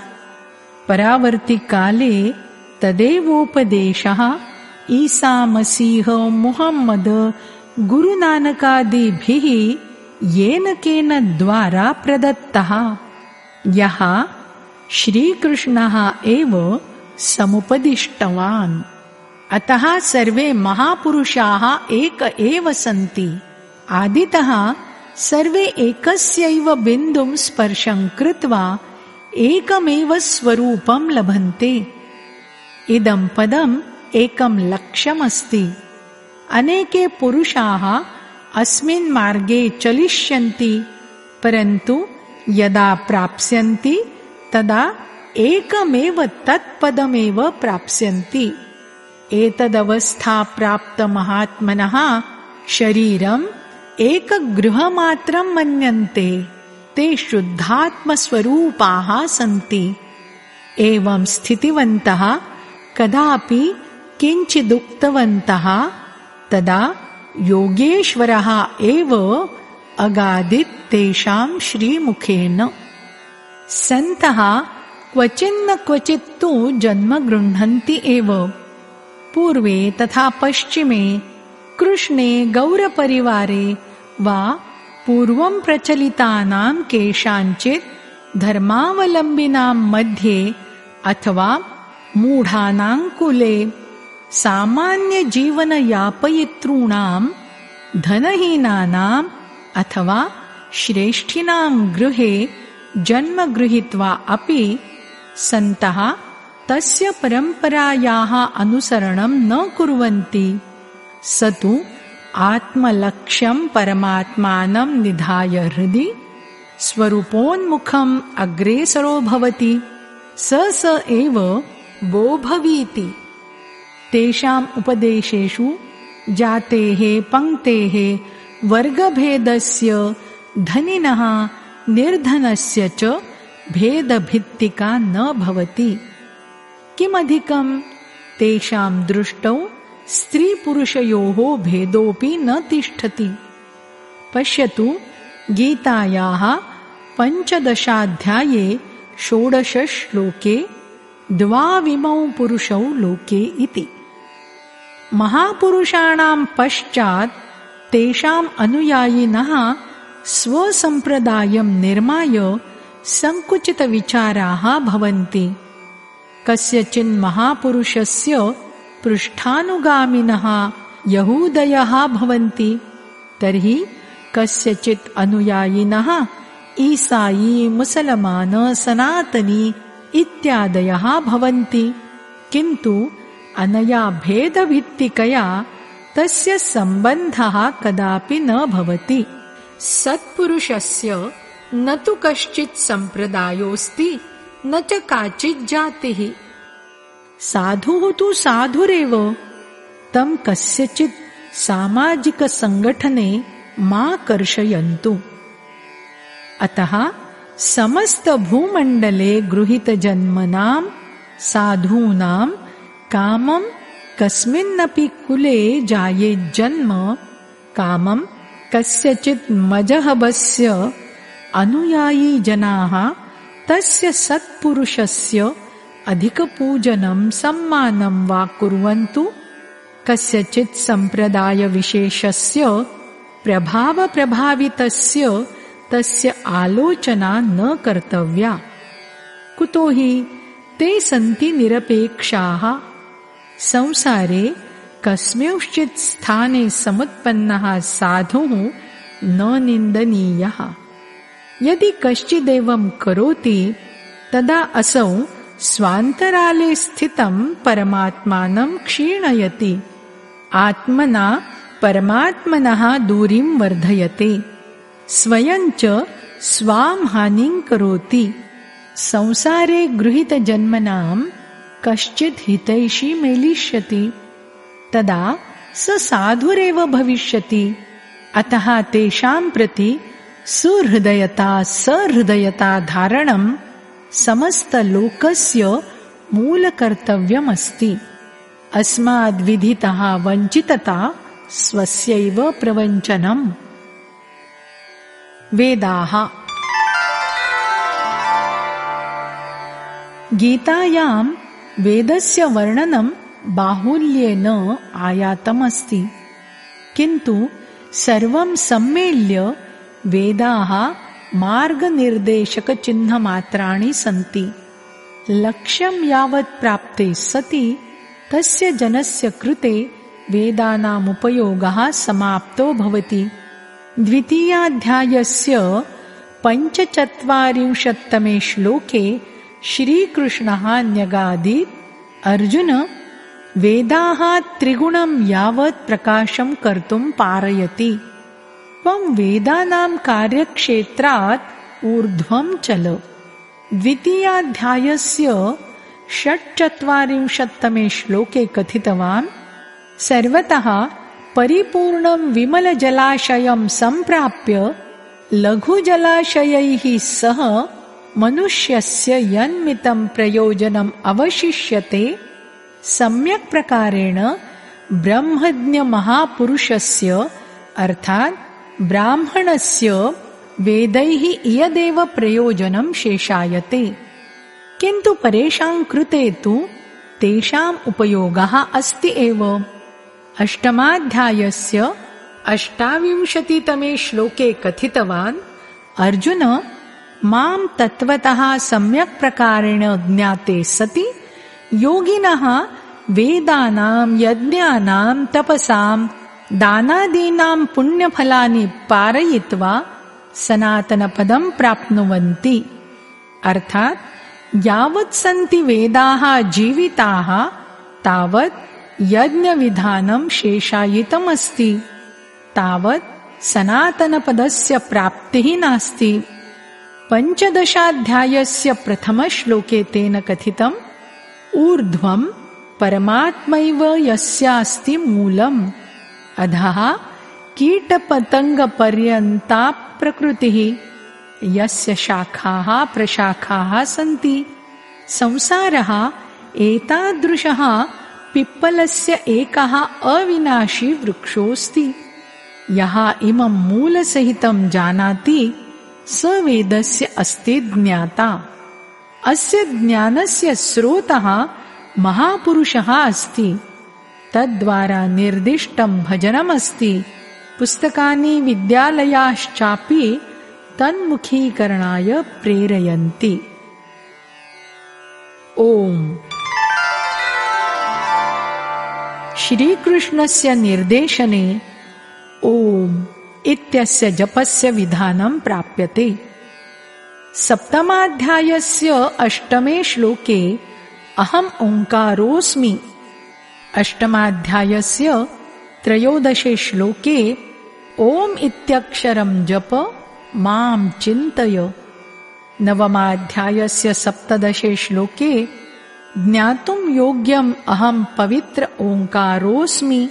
दशमाध्यायस्य 33 श्लोके अक्षरेषु अहम् अकारोऽस्मि। दशमाध्यायस्य 25 श्लोके वचनानां मध्ये अहम् एकाक्षरोऽस्मि। 17 23 श्लोके ॐ तत् सत् च ब्रह्मणः परिचायकमस्ति। 17 24 श्लोके यज्ञस्य दानस्य तपसश्च क्रियाः ॐ इत्यतः प्रारम्भिताः भवन्ति। अतः श्रीकृष्णानुसारेण ॐ इत्यस्य जपः नितान्तः आवश्यकः अस्ति। यस्य विधिं कस्माच्चित् अनुभविनः महापुरुषात् जानीहि। गीतामाता मनुस्मृतेः। गीता आदिमानवान् महाराजमनोः अपि पूर्वं प्रकटिता बभूव। इमं विवस्वते योगं प्रोक्तवान् अहम् अव्ययम् इति 4th प्रथमश्लोके। अर्जुन, इमम् अविनाशिनं योगम् अहं कल्पादौ सूर्याय अकथयम्। तथा सूर्यः मनुं प्रोवाच। मनुः तं श्रुत्वा स्वस्मृतौ दधार। कुतो हि श्रवणं कृतं वस्तु मनसः स्मृतावेव सुरक्षितुं शक्यते। इममेव योगं मनुः राजानम् इक्ष्वाकुम् अवादीत्। इक्ष्वाकवः राजर्षयः अशिक्षयन्। परम् अस्मात् महत्त्वपूर्णकालाच्च अयम् अविनाशी योगः पृथिव्याम् अस्यां लुप्तो जातः। आदिकाले प्रवचनस्य श्रवणस्य च आसीत् परम्परा। लिखितुमपि शक्यते एतादृशी कल्पना नासीत्। महाराजः मनुः इमं योगं निजस्मृतौ धारणं चकार। तथा स्मृतेः नूतनां परम्परां जनयामास। अत एव गीतोक्तमिदं योगमूलकं ज्ञानमेव विशुद्धा मनुस्मृतिः कथ्यते। भगवान् इदं ज्ञानं मनोरपि पूर्वं सूर्याय प्रादात्। तर्हि इमं योगं सूर्यस्मृतिः इति संज्ञा कथं न दत्ता? वस्तुतः सूर्यः परमात्मनः ज्योतिर्मयः सः अंशः अस्ति, यस्मात् अस्य मानवसृष्टेः प्रादुर्भावः बभूव। भगवान् श्रीकृष्णः कथयति, अहमेव परमचेतनबीजरूपेण पितास्मि। प्रकृतिः गर्भधारणकर्त्री जननी अस्ति। सः बीजरूपः पिता सूर्यः अस्ति। सूर्यः परमात्मनः सा पराशक्तिः अस्ति, या मानवस्य संरचनां कृतवती। तत्तेजः न कश्चिद् व्यक्तिः, यस्मात् परमात्मनः ज्योतिर्मयतेजसः मानवस्य अभूत् प्रादुर्भावः। तस्मिन् एव तेजसि तद् गीतोक्तं ज्ञानमपि प्रसारितं कृतम्, अर्थात् सूर्यम् उपादिशत्। सूर्यः स्वपुत्रं मनुम् अशिक्षयत्। अतः इयं मनुस्मृतिः इति संज्ञां लेभे। सूर्यः न कश्चिद् व्यक्तिविशेषः, प्रत्युत ज्ञानस्य बीजं, तेजसः बीजं, सृष्टेः बीजं, सूर्यात्मा जगतस्तस्थुषश्च इति वेदः। भगवान् श्रीकृष्णः कथयति, अर्जुन, तदेव योगं तां मनुस्मृतिं वा अहं त्वां वक्तुं सन्नद्धोऽस्मि। त्वमसि प्रियभक्तः अनन्यसखा च। अर्जुनः मेधावी सत्योपासकः अधिकारी आसीत्। सः प्रश्नप्रतिप्रश्नानां शृङ्खलां प्रास्तौत्। यद्भवज्जन्म इदानीम् अभवत्, सूर्यस्य च जन्म बहुपूर्वं जातम्। इमं योगं भवानेव सूर्यम् अवादीत्। इमाम् असङ्गतिम् अहं कथं स्वीकरोमि? अनेन प्रकारेण 20-25 प्रश्नाः अर्जुनेन कृताः। गीतासमापनं यावत् समाप्तेषु सर्वेषु प्रश्नेषु तदा भगवान् यं प्रश्नम् अर्जुनः न कृतवान्, न कर्तुं शक्तो वा, यः अर्जुनस्य हितार्थम् आसीत्, तत् प्रश्नं स्वयं प्रास्तौत्, समादधे च। अन्ततः भगवता प्रोक्तम्, अर्जुन, किं त्वं ममोपदेशम् एकाग्रचेतसा श्रवणं कृतवान्? किं मोहात् उत्पन्नं तव अज्ञानम् अभवन्नष्टम्? अर्जुनः कथितवान्, नष्टो मोहस्मृतिर्लब्धा त्वत्प्रसादान् मयाच्युत, स्थितोऽस्मि गतसन्देहः करिष्ये वचनं तव। 18 370 श्लोके। भगवन्, मम मोहः नष्टो जातः।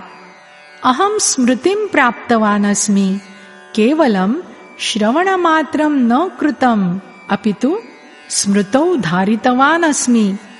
अहं भवदादेशस्य पालनं करिष्यामि, युद्धं करिष्यामि। स धनुः गृहीतवान्, अभवत् युद्धम्। विजयश्रीः प्राप्ता। एकस्य विशुद्धस्य धर्मसाम्राज्यस्य सम्पन्ना स्थापना तथा एकधर्मशास्त्ररूपेण स एव आदिधर्मशास्त्रगीता पुनः प्रचारे प्रसारे च स्थानं गृहीतवती। गीता सर्वेषाम् आदिधर्मशास्त्रमस्ति।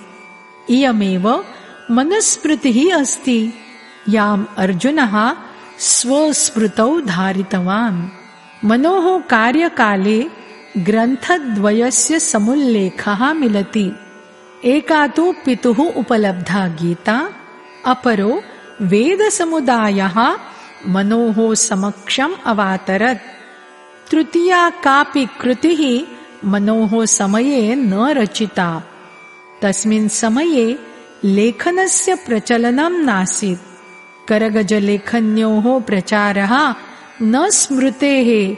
अतः ज्ञानं श्रवणेन, स्मृतिपटलोपरि धारणेन सुरक्षितकरणस्य परम्परासीत्।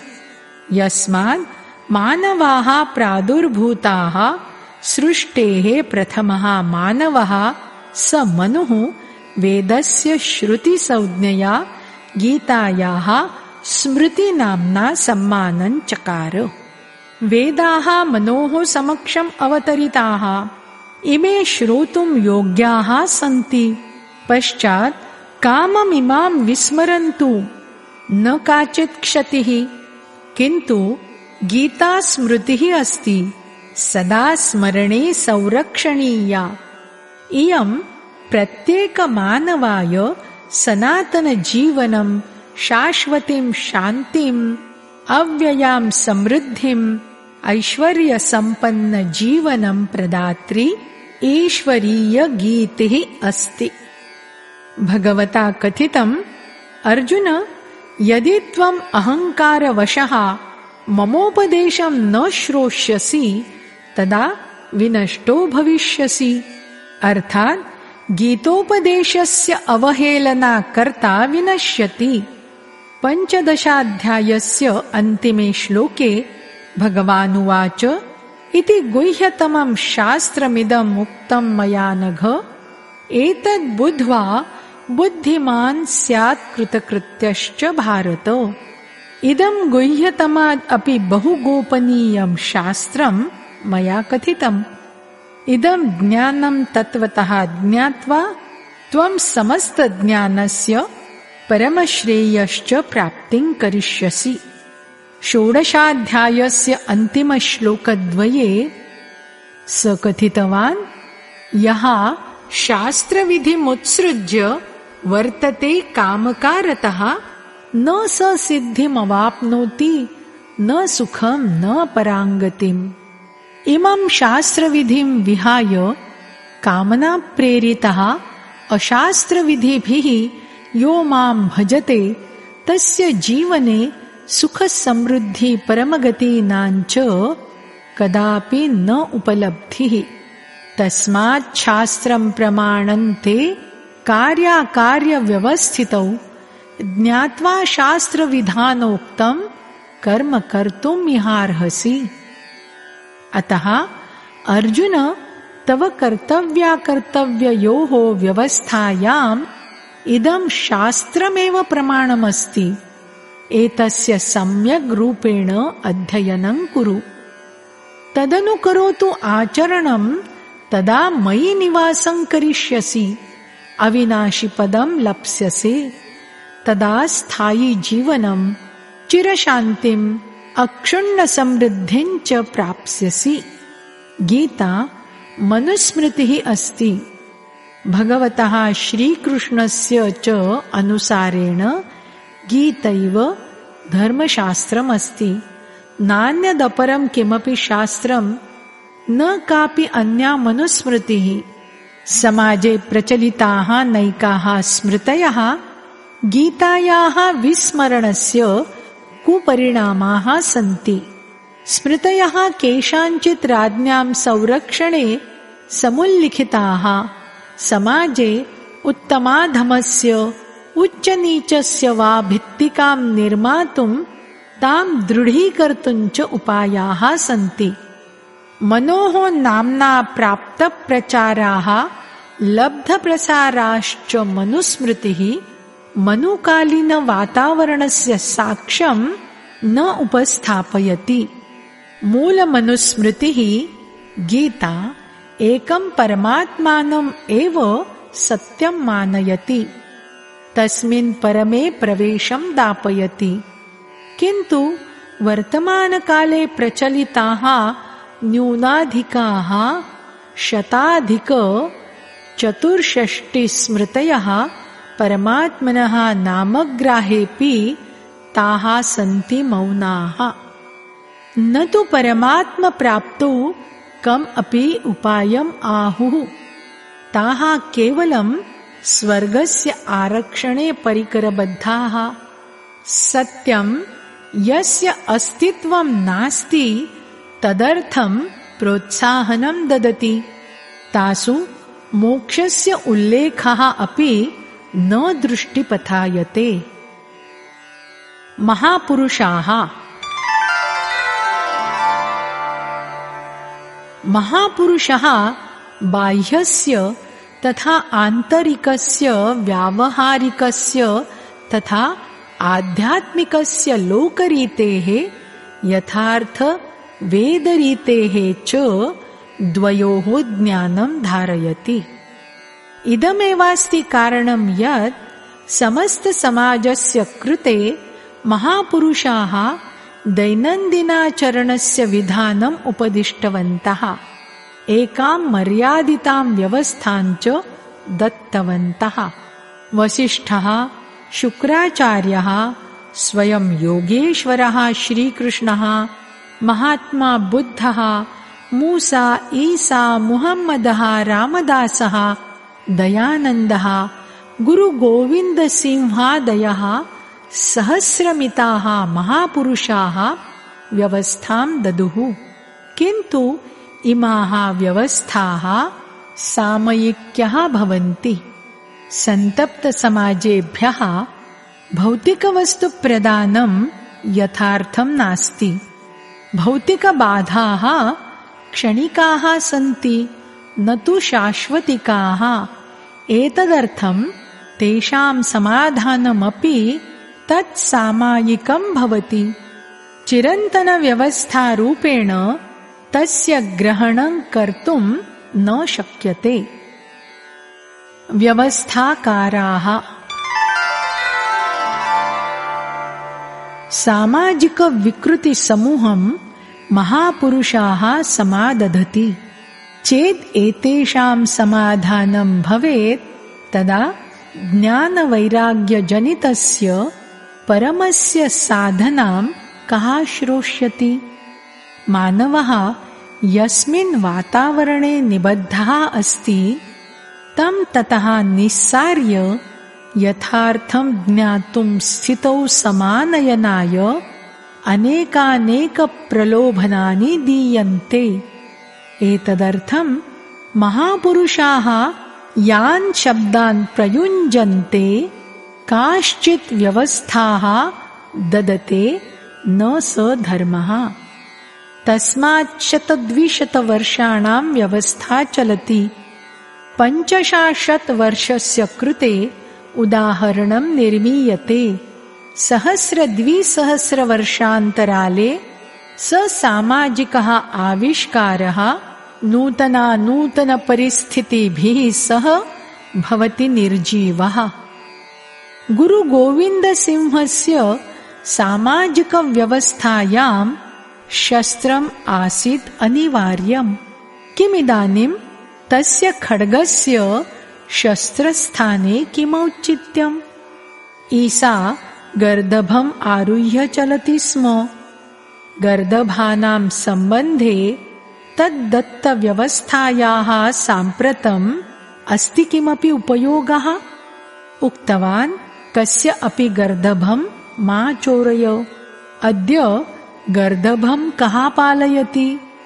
इत्थमेव योगेश्वरः श्रीकृष्णः तात्कालिकसमाजं व्यवस्थितं कृतवान्, यस्य समुल्लेखः महाभारते भागवतादिग्रन्थेषु लभ्यते। सहैवेषु ग्रन्थेषु स यथार्थस्य अपि यत्र तत्र चित्रणम् अकरोत्। परमकल्याणकारिणी साधनायाः भौतिकव्यवस्थायाः च निर्देशानाम् एकत्र मेलनेन समाजः तत्त्वनिर्णायकक्रमं पूर्णतया बोद्धुं न शक्नोति। भौतिकव्यवस्थायां सः यथार्थेन न हि प्रत्युत आधिक्येन प्रकल्प्य गृह्णाति। कुतो हि स भौतिकोऽस्ति। महापुरुषस्य कथनमस्ति, एवं कथयित्वा एतासां व्यवस्थानां कृते महापुरुषान् आर्तध्वनिभिः स्मरन्ति। ते महापुरुषाणां वास्तविकक्रियां छिन्नां भिन्नां कृत्वा तां क्रियां भ्रामकीं कुर्वन्ति। वेदस्य, रामायणस्य, महाभारतस्य, बाइबलस्य, पुराणादेः सर्वेषां कृते पूर्वग्रहयुक्ताः शिथिलाः धारणाः शेषाः सन्ति। गीता मनुष्यमात्रार्थम्। पतञ्जलित्यादयः नैके महापुरुषाः परमश्रेयसः यथार्थविधिं सामाजिकव्यवस्थातः अपसार्य पृथक् प्रस्तुतं कृतवन्तः। योगेश्वरः श्रीकृष्णः अपि पृथक्करणं कल्याणकरम् अमन्यत। उत्तमाधिकारिणः प्रत्येव सः तद् अभिव्यक्तं कृतवान्। श्रीकृष्णः वारं वारम् उक्तवान् यत् अतिशयप्रीतिधारकं त्वां भक्तं प्रति हितेच्छया कथयामि। इदं परमगुह्यम् अस्ति। अन्ततः तेनोक्तं, यदि भक्तः नास्ति तर्हि प्रतीक्षस्व, तं तत्पथोपरि समानय, पुनः तं बोधय। इयं गीता मनुष्यमात्रस्य कृते यथार्थकल्याणस्य एकमात्रं साधनम् अस्ति, यस्य क्रमबद्धवर्णनं श्रीकृष्णोक्तगीतास्ति। प्रस्तुतटीका। योगेश्वर श्रीकृष्णस्य आशयं यथातथ्येन अभिव्यक्तिकरणकारणात् प्रस्तुतटीकायाः नाम यथार्थगीता इति अस्ति। गीता स्वस्मिन् पूर्णरूपेण साधनाग्रन्थः अस्ति। सम्पूर्णगीतायां सन्देहस्य एकमपि स्थलं न वर्तते। यत्र कुत्रापि सन्देहो विद्यते स बौद्धिकस्तरद्वारेण ज्ञातुं न शक्यते। अतः सन्देहः प्रतीयते। अतः कुत्रचित् गीताशयः बुद्धिपथे नागच्छेत् तदा कस्यचित् तत्त्वदर्शिनः महापुरुषस्य सान्निध्यम् आश्रित्य बोद्धुं प्रयासः करणीयः। तद्विद्धि प्रणिपातेन परिप्रश्नेन सेवया उपदेक्षन्ति ते ज्ञानं ज्ञानिनस्तत्त्वदर्शिनः। ॐ शान्तिः शान्तिः शान्तिः। निवेदनम्। इयं यथार्थगीता योगेश्वर श्रीकृष्णस्य परमपवित्रवाण्याः श्रीमद्भगवद्गीतायाः एव अर्थः अस्ति। अस्यां गीतायां भवतां हृदयस्थपरमात्मनः प्राप्तेः विधानस्य प्राप्तेः पश्चाच्च विहितं चित्रणमस्ति। अवहेलनया दृष्ट्या अस्य उपयोगः वर्जितः विद्यते।